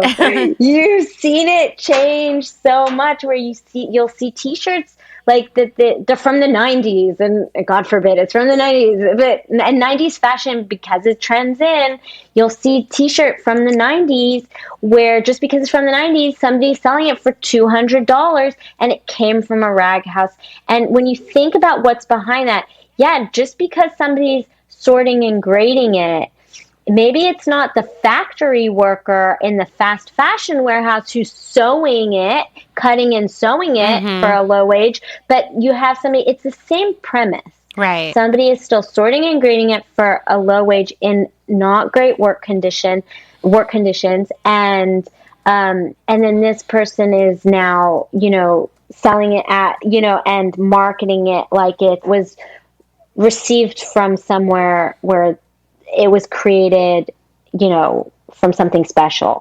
And I think there needs to be some kind of transparency, a little bit more transparency within that, that it doesn't just exist like outside this bubble of, we're in America, or, and everything is fine here. But if it's made in, China or Vietnam, then it could be bad. It could be like, it could be child labor, but here everything's fine. It's not true. This exists all over the industry. Oh, absolutely. And it's not, sustainability isn't just, it's resale, so it's sustainable. No, sustainability is across the board. It is, if you're going to be a sustainable company, have sustainable practices, have a sustainable product, be a sustainable, just create a sustainable brand. And I think that, but have sustainable practices is a big thing, especially when it comes to how how the clothes are acquired, because when they do get sent to the other countries, I think nobody actually knows what happens to them. And I think the thing is, those countries, they don't necessarily need or want what they're getting, and they don't have a choice. That's the other thing. It's not like they're shopping off a rack. They're just receiving bulk bales. Yeah. They don't know what's in them. Right. That's crazy. And so you have this, it's a lot of information, because you have this, it's a whole chain effect. Right. So it affects so many people in in so many different ways. It really does, and it's something I've been thinking about a lot lately. I mean, obviously, there's that whole, I don't know, it's a saying, a catchphrase. I'm not really sure that there's no ethical consumption under capitalism. And, like, yes, for sure. And like, we have to make a lot of difficult decisions, but I do think that there are better decisions that we can make. But we have to know the facts. And unfortunately, so much stuff is hidden from us. Like, we should be able to assume that when we buy something secondhand, that there isn't some sort of exploitation or abuse involved in it. And unfortunately, that's not always a guarantee unless maybe you're buying it like peer to peer. Like someone's Correct. like, this is my dress. I don't want it anymore. Do you want it? That's probably a pretty safe bet. But, there are plenty of vintage sellers out there and resellers who are very ethical, who are maybe getting their stuff, at like estate sales and places like that. But then there are plenty of other people who are getting them from these kinds of facilities. And I'm not faulting them for that because most likely they don't know what's going on there either. Yeah, they don't right? know. Exactly. And I think that's important to call out because I definitely get a lot of messages on a regular basis that are extremely, and I mean like violently anti-reseller. It's really shocking to me how much antipathy some people have towards resellers. Antipathy that they should really be using to target, the fast fashion industry or Jeff Bezos or something like that. But instead they're taking it out on these like people who are just trying to make a living, right? And that's why I want to underscore that, yes, there is exploitation and abuse happening in these textile recycling rag houses, but I guarantee that the resellers have no idea about it. In fact, I want to say it was about a year ago, a friend of mine, Jade, Fashion Without Trashin', she's like a big Poshmark entrepreneur. She went to one of these rag houses in the South, not in Texas where we live, but like, I don't know, it was like, let's just say it was in Georgia. I have no idea. Yeah. And this was like a rag house because there are a lot of sketchy people running these. The more I learn, the more I learn, right? And basically this rag house was trying to do this thing where they were putting together boxes that were more allegedly like designer focused for resellers who were selling on like Poshmark or, one of those other platforms, not vintage clothing or anything like that. And not these like t-shirt people and whatnot that you and I are so confused by. Anyway, so she went down because they were like, you're an influencer in this space. We want you to come and be a part of this. And basically they'd brought in all of these people who were high profile, like Poshmarkers, and were like, it was kind of fucked up. They were basically hiring them to work for free for a week in exchange for like a box or two of clothing. But on top of that, there were people working there who weren't being paid either and weren't even going to get boxes of clothing. And the whole thing was just a big old scam from beginning to end. And I'm sure she still has these saved in her stories. But I was like, wait, what? That happens? But then I've had many conversations since then. I've had a very similar experience. Oh, really? So, yes. Interesting. It's so sketchy. And I don't want to ever make like broad generalizations. Like everybody who runs these facilities is a bad person who's sketchy and trying to get free work out of people. But I'm just going to say I hear a lot of these stories. It's very bottom line oriented. Again, it's become a business. And so I think this is where don't laugh at me, but I made some notes before I was going to talk to you because I was like, oh my gosh, there's so much to say on this topic. I'm not laughing. I really appreciate it. But my notes are basically almost like a map of like where to hit, kind of like the roadmap of what sustainability started as and where it is going now, because I think the thing is, or resale even, like you can bulk resale and sustainability, because I think when everyone kind of saw the high dollar amount in resale and sustainability. And it's really interesting to track it right now because of the businesses that are being built within it and the way that people are adapting to it. They're turning it into this. They're turning it into it's like what happened when people saw opportunity in the fashion industry and social media to up consumption. And so people are seeing opportunity in resale now to up consumption. And so they are trying to basically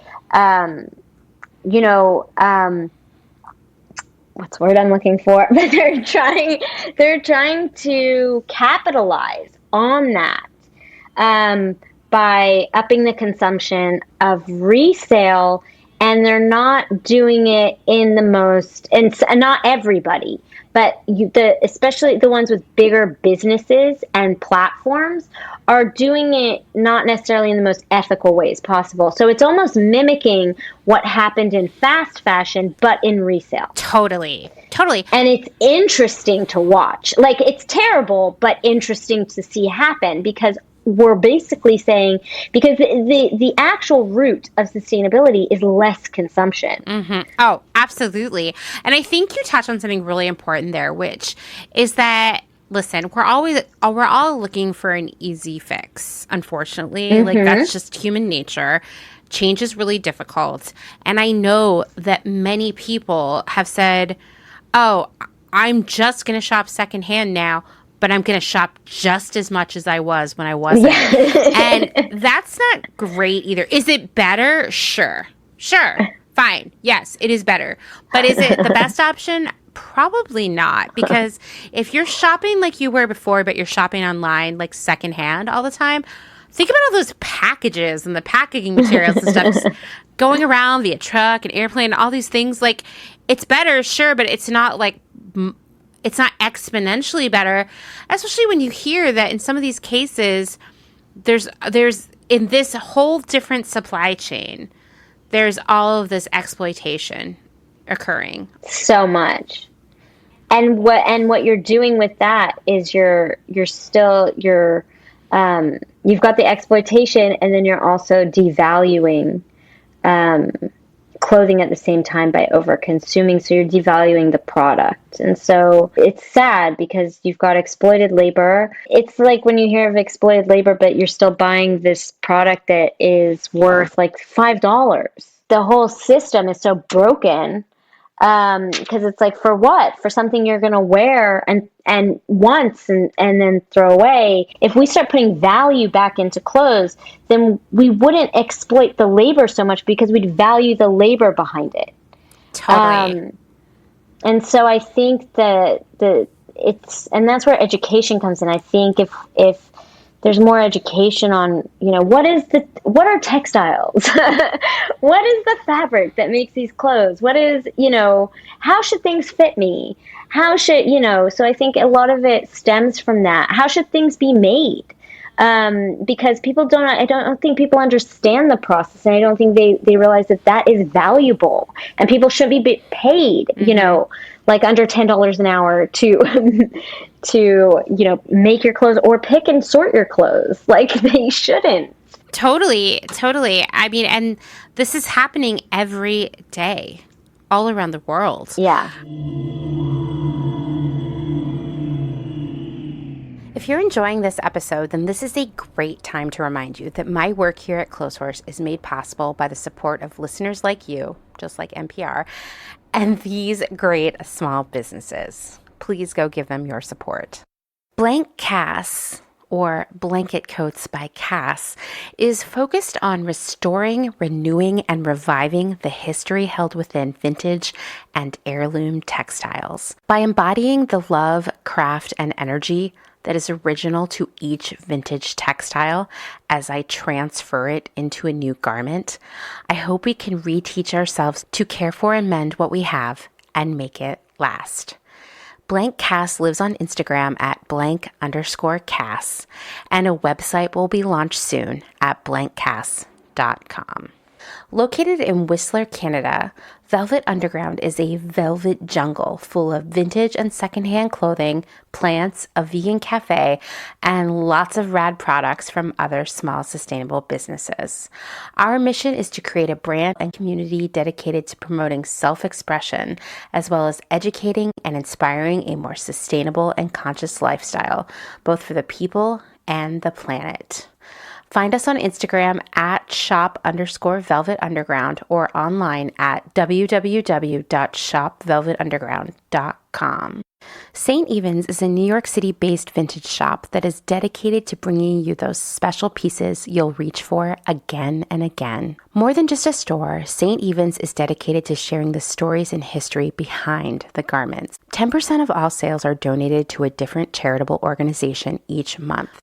For the month of April, St. Evens is supporting United Farm Workers Foundation, mobilizing farm workers and their organizations across the country to advocate for more equitable policies.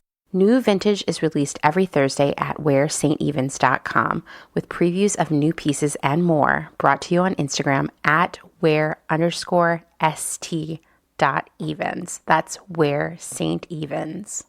Country Feedback is a mom-and-pop record shop in Tarboro, North Carolina. They specialize in used rock, country, and soul, and offer affordable vintage clothing and housewares. Do you have used records you want to sell?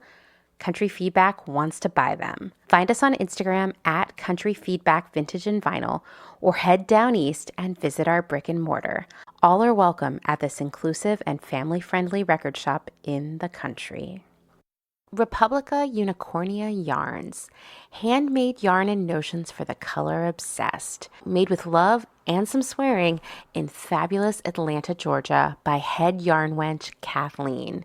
Get ready for rainbows with a side of giving a damn. Republica Unicornia is all about making your own magic using small batch, responsibly sourced, hand-dyed yarns and thoughtfully made notions. Slow fashion all the way down and discover the joy of creating your very own beautiful hand-knit, crocheted, or woven pieces. Find us on Instagram at Republica_Unicornia_yarns and at www.republicaunicornia.com. Picnic Wear, a slow fashion brand ethically made by hand from vintage and dead stock materials, most notably vintage towels. Founder Danny has worked in the industry as a fashion designer for over 10 years, but started Picnic Wear in response to her dissatisfaction with the industry's shortcomings.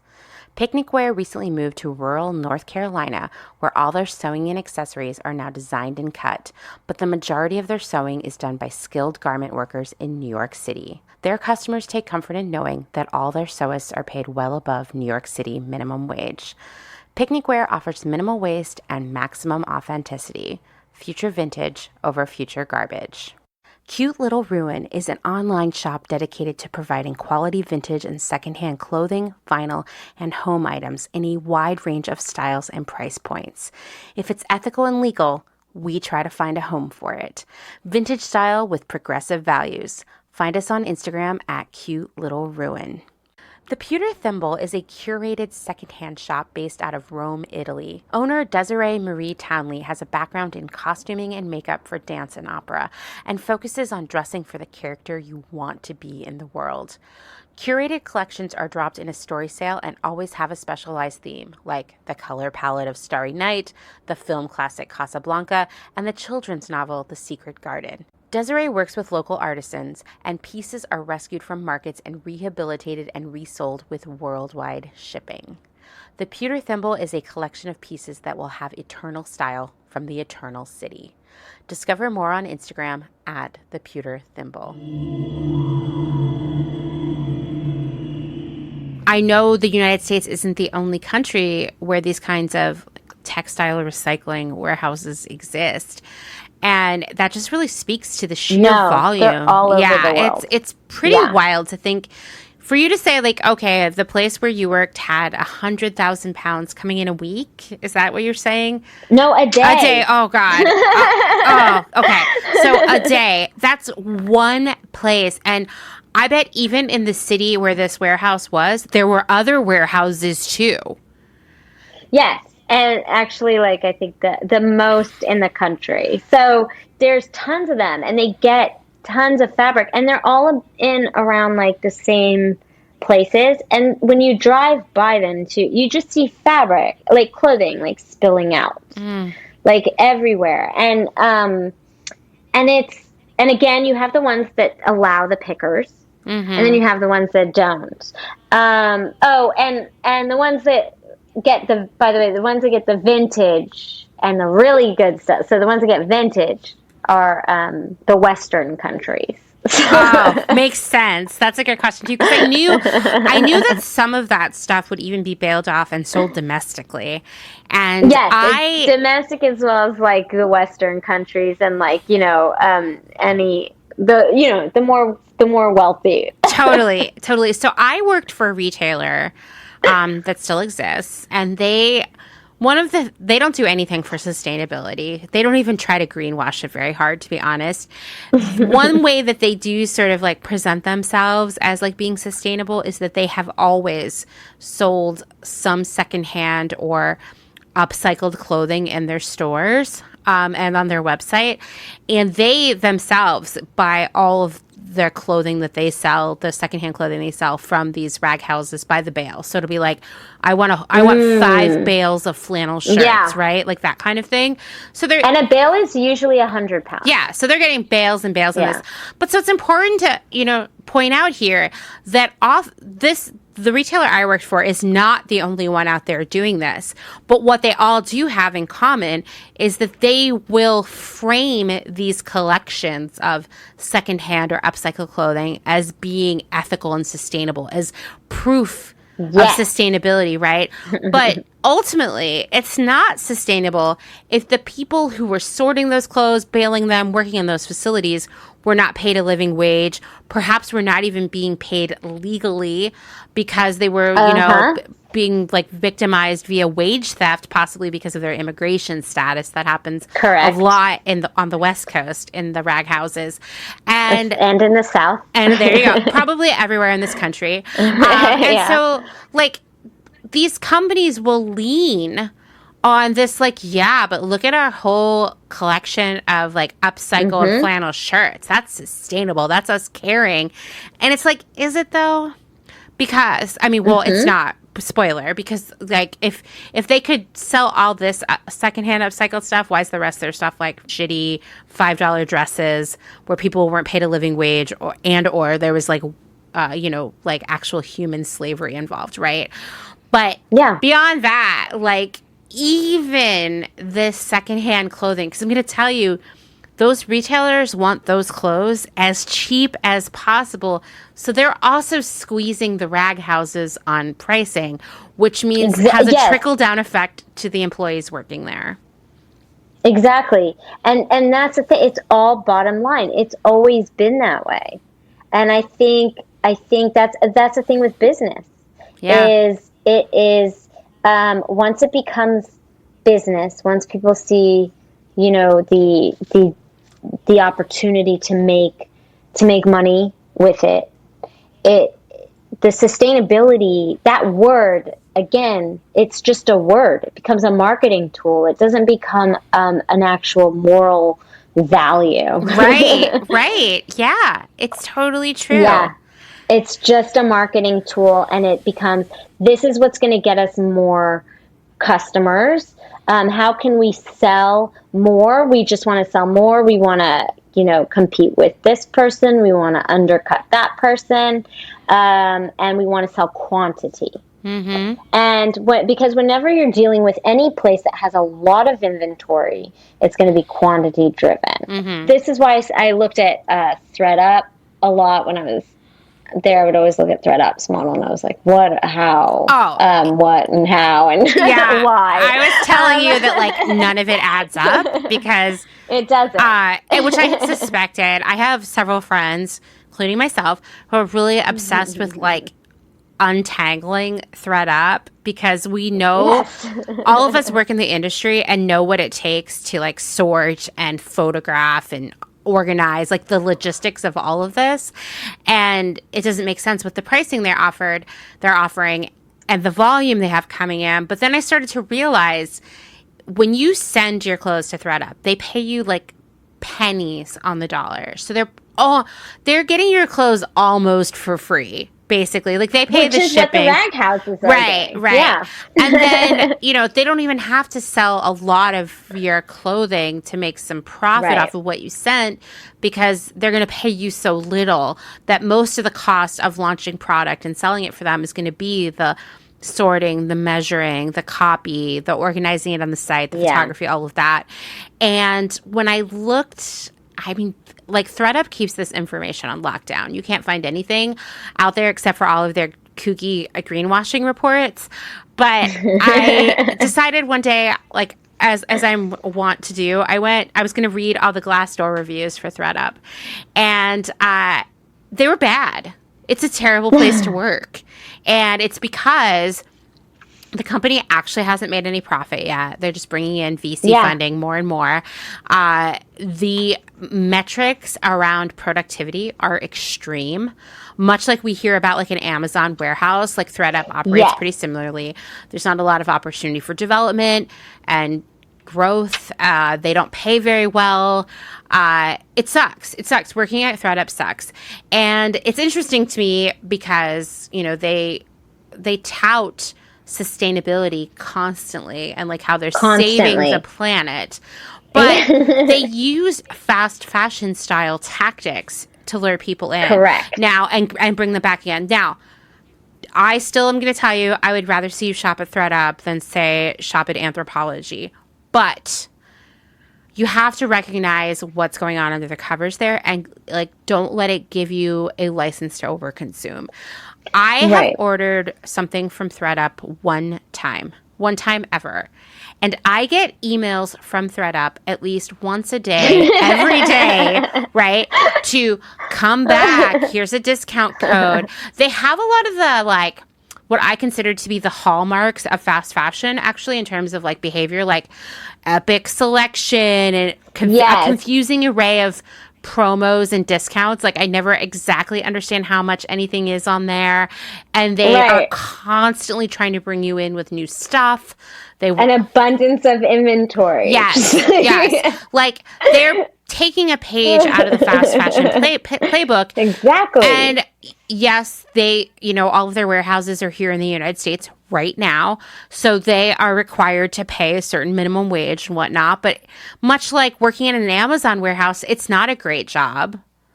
There is a lot of like overworking, and I would say like abusive, unsavory conditions. And I was going to say you can skirt a lot of that, and in the warehouses, you can kind of bypass a lot of those things. I mean, I worked without heat all winter. Yeah. But a lot of warehouses. I could not. I actually had to do a lot of work from home because health-wise, I just couldn't. A lot of warehouses are not climate controlled here in Texas where we live.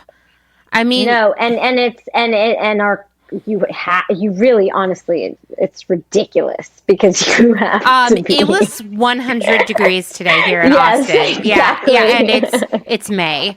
Yeah, so like I think that these are all good things to call it. Like technically, it's not illegal to not have air conditioning in your warehouse or heat, but like, is that a place where you would want someone to work?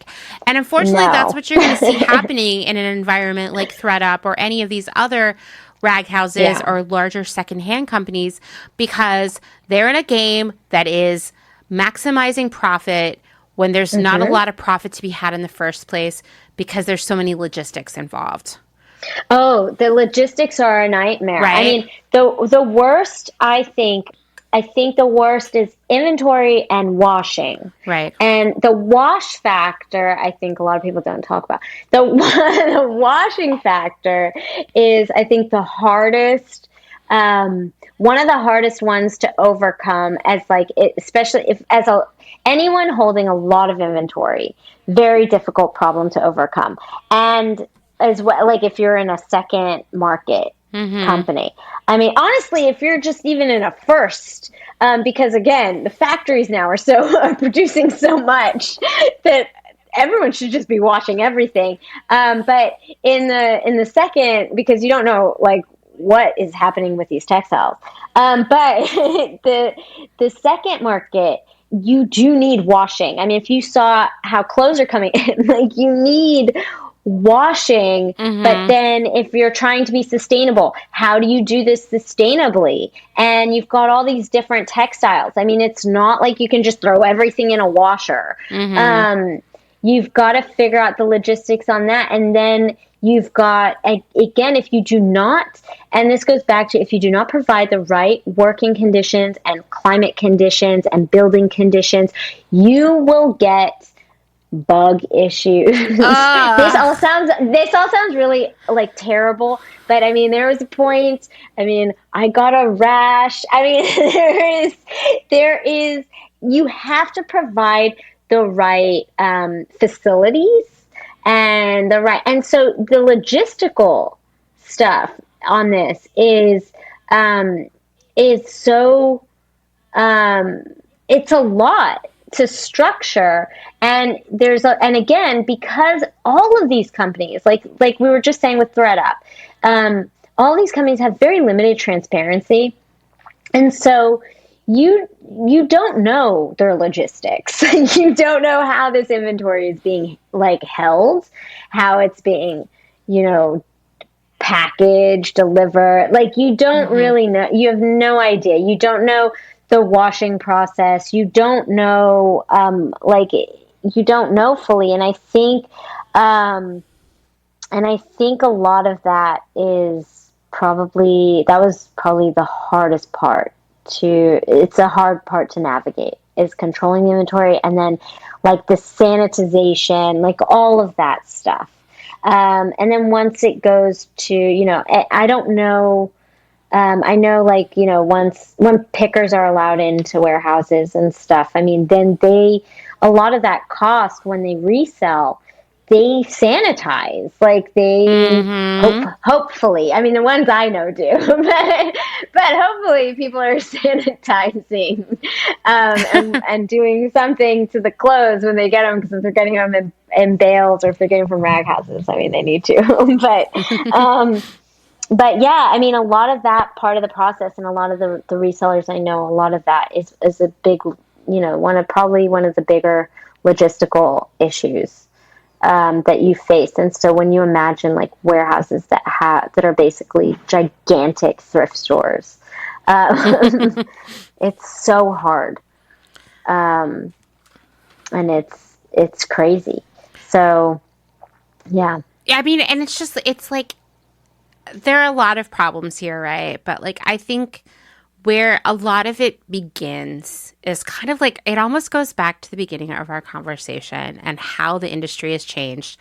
And one way in which it has changed remarkably during our careers. And everyone, we're not that old, okay? You know what I mean? I'm feeling it. But right. No, we're not. And one thing that has changed is the quality of these garments. And even I think we have, and when I say we, I mean like all of us, we, not specifically you and me, but we have become, I don't want to say comfortable, but at least very accepting of what's okay quality, what's okay fit, and how long a garment should live in our closets. I mean, I've been out with people, not recently because like it's been a few years now, right? But where it would be like someone would spill a drink on you or your dress would rip, and it would be like, well, whatever. I got it at Forever 21, or there's the sales section at Urban Outfitters. It doesn't matter, right? Like I only expected to get a few wears out of it, but like that shouldn't be okay. And so what's happening is we have a lot of clothing that was not made to be worn more than a few times in the first place. But at the same time, ironically, perhaps, will be on this planet for centuries because it's fully plastic. We're moving through it really fast because it doesn't stand up to us. And there's nowhere for it to go. There's nowhere. I can't even think of a safe zone. There isn't, right? So what happens is we donate it. Maybe it still seems pretty wearable to us. Like, we've been really conscious about it. It doesn't have any holes, or it's not super pilly. Like, someone's going to get some wear out of it. We like to think, right? We donate it, or we throw it in these textile recycling bins. What happens is it ultimately ends up at these recycling facilities where it's just like this 100,000 pounds every day at one place. Yeah. I mean, that's the volume, right? Because we're moving through these clothes so fast because they don't have life. They don't fit us great. We don't want to make a commitment to them either because they're not great. And we're also being encouraged to buy more and more constantly anyway. So we have this huge volume of clothing moving from us to these facilities where then it's got to go somewhere else. And so another reason that they're trying to keep costs as low as possible and therefore exploiting people is that they have such a high volume to move around, and that costs a lot of money, right? So if the volume weren't so high, maybe, I mean, this is giving some benefit of the doubt, maybe these facilities wouldn't be like cutting every penny they could, because they wouldn't be trucking around quite as much or having quite as much to bail up every day or sort and grade, all that stuff. And it's depressing when you think about it, that people here, like let's just like track the journey of these clothes, right? So they were made most likely in another country, although they could have been made here in LA as well. And the people who made them worked in terrible conditions and made no money off of it, right? Lived in poverty. Yeah. Then it was sold to us, and it was disappointing, right? It didn't fit great, or it didn't hold up, or you found yourself having to staple yourself into it at work one day.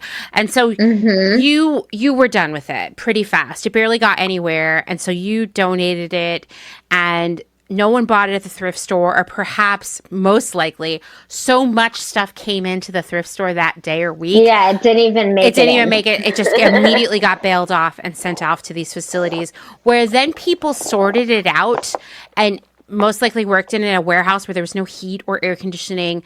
They were paid little to nothing, no benefits. So more people are disappointed, suffering, having a terrible time because of this clothing.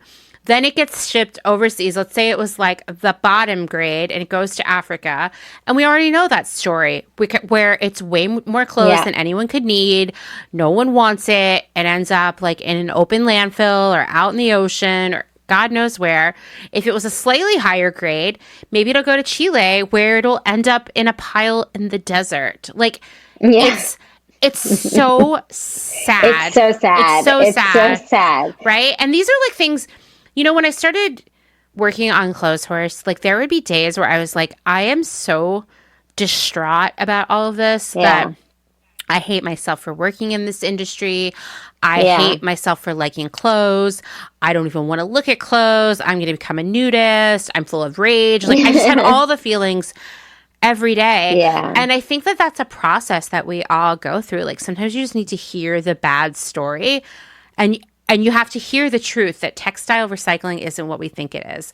That the clothes we donate don't go where we think they're going. Like, we need to hear these truths, and we need to, like, grieve the truth. And then we need to make decisions and changes based on what we've learned. Because I agree. This system is not going to change without all of us getting involved. It's just gonna keep getting worse in terms of, like, you know, because... I mean, the change comes from individuals, and because as corporations are driven to succeed, and businesses are driven to succeed by bottom line and capital, and you know they want to make money, and so the thing for me is clothing.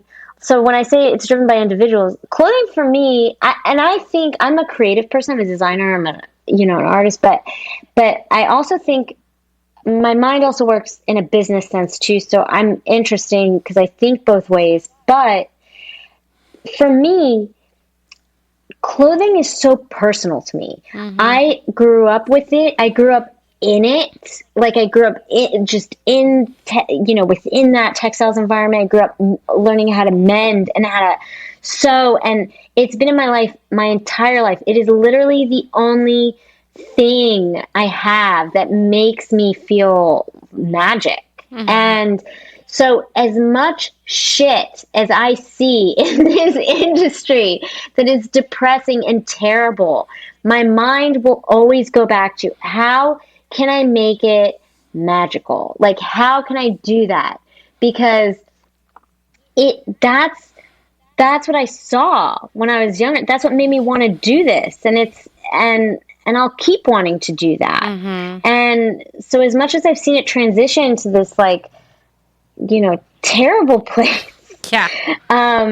It did. There used to be magic in clothes, and there still is, and there's magic in textiles. It's just, again, it's a tool, and people have used that tool in a bad way. Mm-hmm. And I think that there are people that are still doing good with it. We've just, the platform is more open and available to the people with, with bigger, like, VC funds and people that may not have the best intentions, and a lot of people that actually have no experience in apparel, which is really interesting. It's true. It's true. Yeah. So I think that so it's funny because I feel like by now, I always tell myself, I'm like, if I haven't quit this by now, I am not like leaving this industry ever, probably, because I love clothes that much, because I've seen some shit. But I think like it's worth kind of fighting for, and I think that I believe that clothing still has value, and I think that's the opportunity, is teaching, just educating in it, and Absolutely. Teaching, showing people. Yeah, totally. And I feel like I agree. I definitely hit that point where I lost my love for clothing that I've always had, but then it came back, and it's like stronger than ever. Yeah. Like there's this magic that comes into play when everything you buy is super deliberate, when everything you wear, yes, you chose with a lot of care. Exactly. And it's like I can open my closet and look at everything in there, and there's nothing in there that I want to part with. But that wasn't always the case. Like when I was working in fast fashion, I had to have a new outfit constantly. Like no one understands that pressure unless they've worked in that industry. Yeah. But you have to have like new clothes all the time. And you end up with a lot of stuff that you really don't give a shit about. Yeah. And it feels good to look at my closet and be like, oh, I actually like love all the stuff that I have. Yeah. What's interesting is, if you ask anybody, most people will wear less than half of their closet. Mm-hmm. Yeah. Most people don't even wear more than, 30% of their clothes. And they consume to consume, and it's marketing, and it's, there's so many reasons why they do that. Right. And I think, you bring it up on your podcast all the time about how, everything's inflated right now. All the prices are going up on everything, but clothing's just getting cheaper. I know. Which is so accurate. It's insane how accurate that is. And it's baffling. It makes no sense. And what's funnier is that there's more technology going into textiles. So why are those textiles getting cheaper when there's actually more development in the textile? So that doesn't make sense. It's like, why is Coca-Cola more expensive than water? It makes no sense. Right. So it's a weird it's a weird world with apparel, and I think a lot of that has to do with, again, transparency. The fashion industry's always been like that. That's one thing that has not changed. There has never been transparency in fashion. It has always been a smoke and mirrors industry. And it has always been like a slow to change industry in a sense. And so when it does change, it kind of changes slower than others, but it doesn't like keep it kind of doesn't keep its pace the same as other industries. It kind of like lives in its own world. And it's run by, like, its own like little system.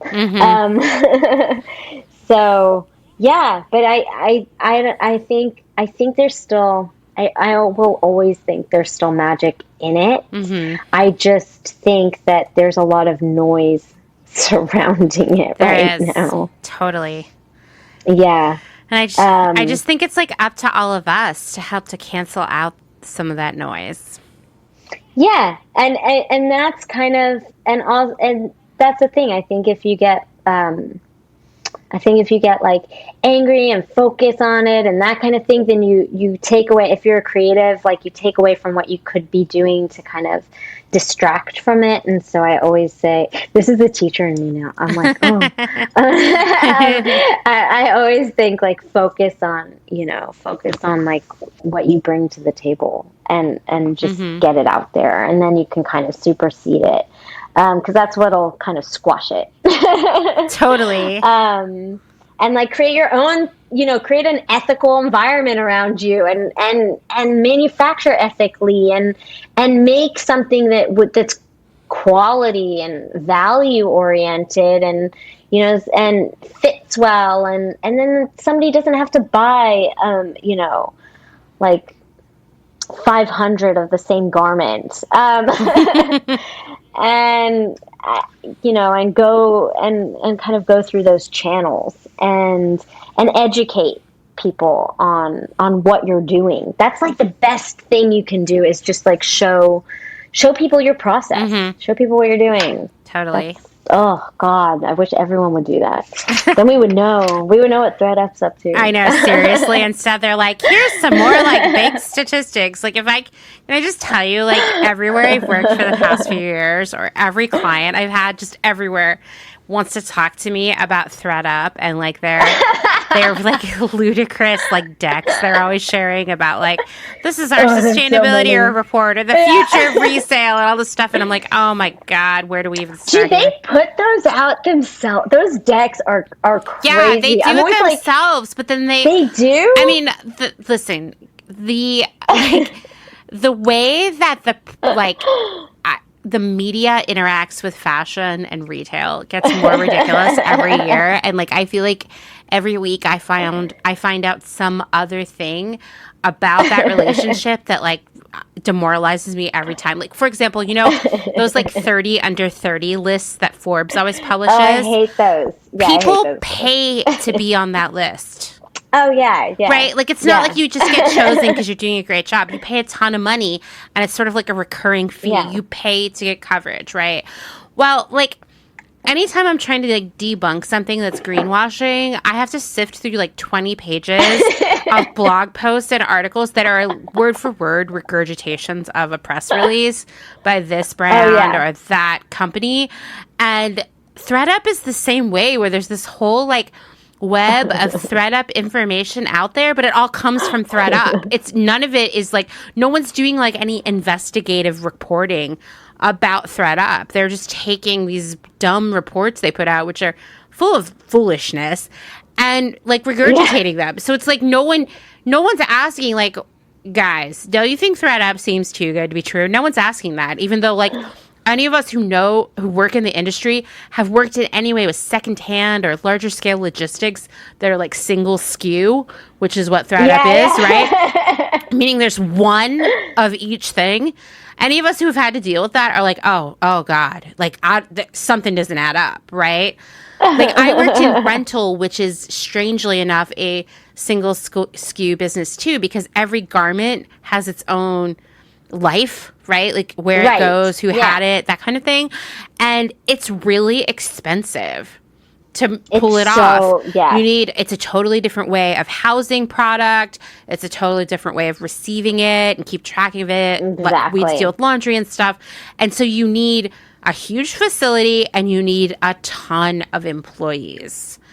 And it's hard to be, I mean, none of the rental services are profitable either. I wouldn't expect ThreadUp No, they're not. Be,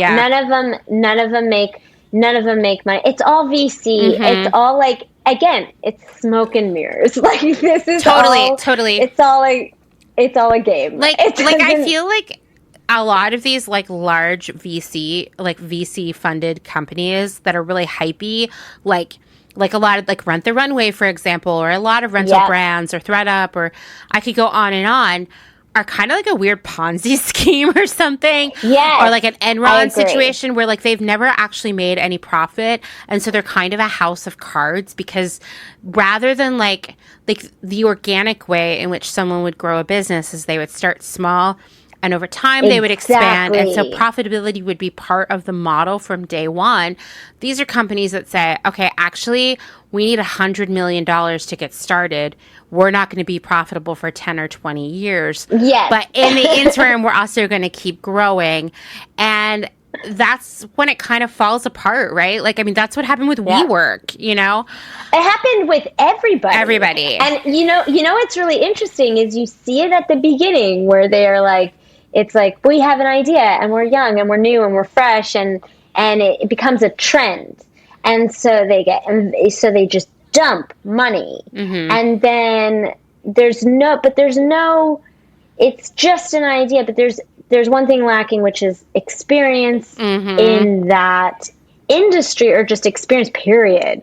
Life experience, anything. I mean, and so it's just money and an idea, and but that money isn't like VC money, I guess, back when, back like 10, 20, like 20 years ago. It's like enough money to, feed like 3 small countries, and the spend on that money and the burn rate on that money is huge, and then they're just going back for more and more, but there's no profitability, and they're not accounting for it, and they're just spending and spending without actually thinking it through. And again, it's that lack of experience within that actual field or industry, or I can't even tell you how many people have started, like especially a lot of the apparel companies that have never worked in apparel. Mm-hmm. Oh yeah, I've worked for some of them. I have helped a lot of them, and it's crazy what they think they need at the beginning and where they think they can go with it, and it none of it makes sense. And I think it's what we're trained to think. Mm-hmm. Based on what's been happening, and everyone thinks, well, I need this much money to start, and I need to do this, and I need to create this many clothes. And I'm always like, no, you work with one thing, do that really well, get to know it, get to learn the process. I mean, this is great. It's just, I think everyone's just used to seeing, oh, wait, no, I need to make like 20 garments to start, and I need to do this, and I need this much money for that, and it's this false narrative. It totally is. I think that like this is how we lose sight of ethics and of what it all really means in the first place. Exactly, which is why the industry is so different now. Totally.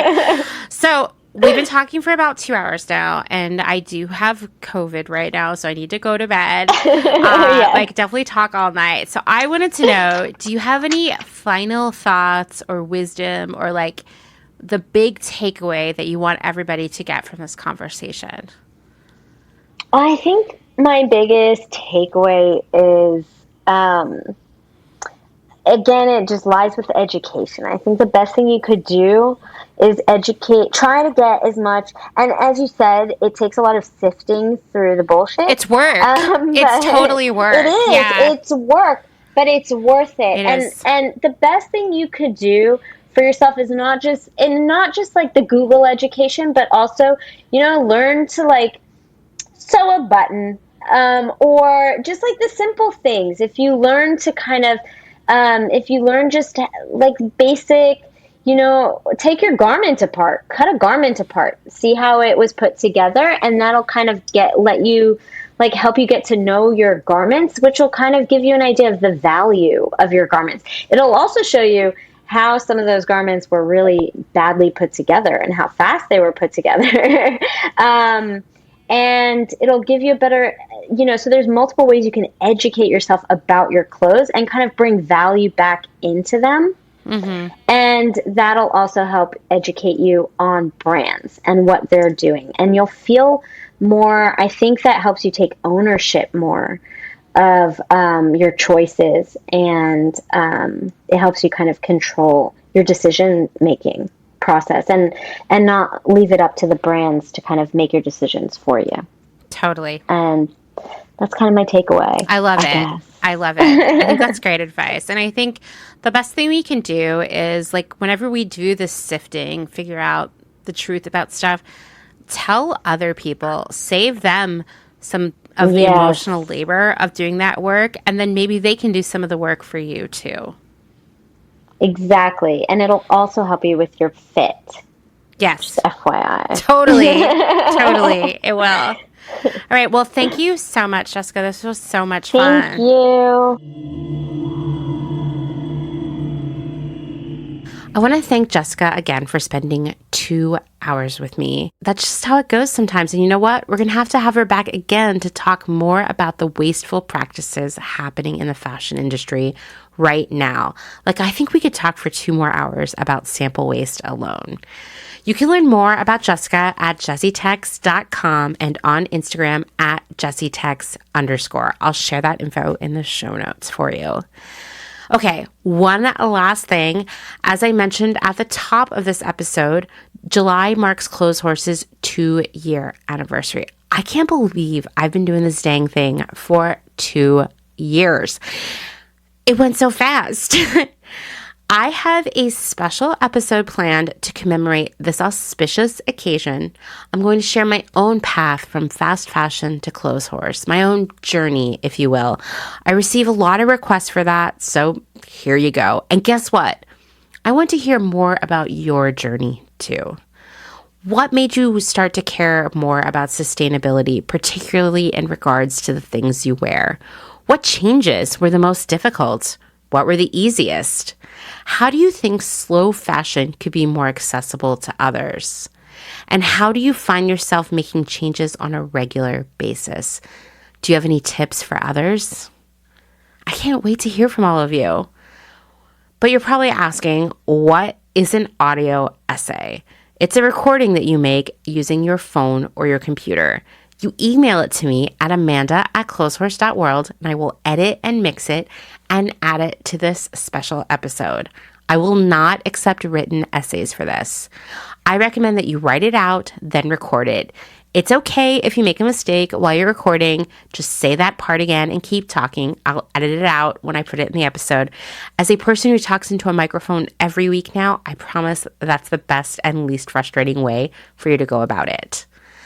Please record in a quiet room away from fans, air conditioners, guitars, bus stops, etc. The deadline for this project is July 1st, so you have a few weeks to get this done. Your recording should be anywhere from 3 to 10 minutes long.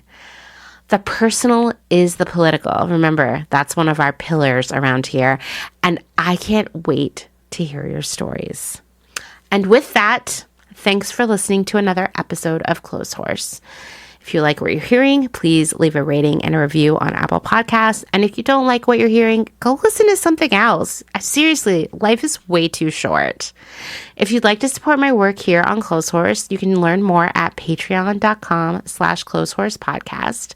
Thanks, as always, to my other half, Dustin Travis White, who recently celebrated a birthday. We went to the largest flea market in Texas, and it was large. Thanks to him for our music and audio support and just continuous all kinds of technical support. Bye.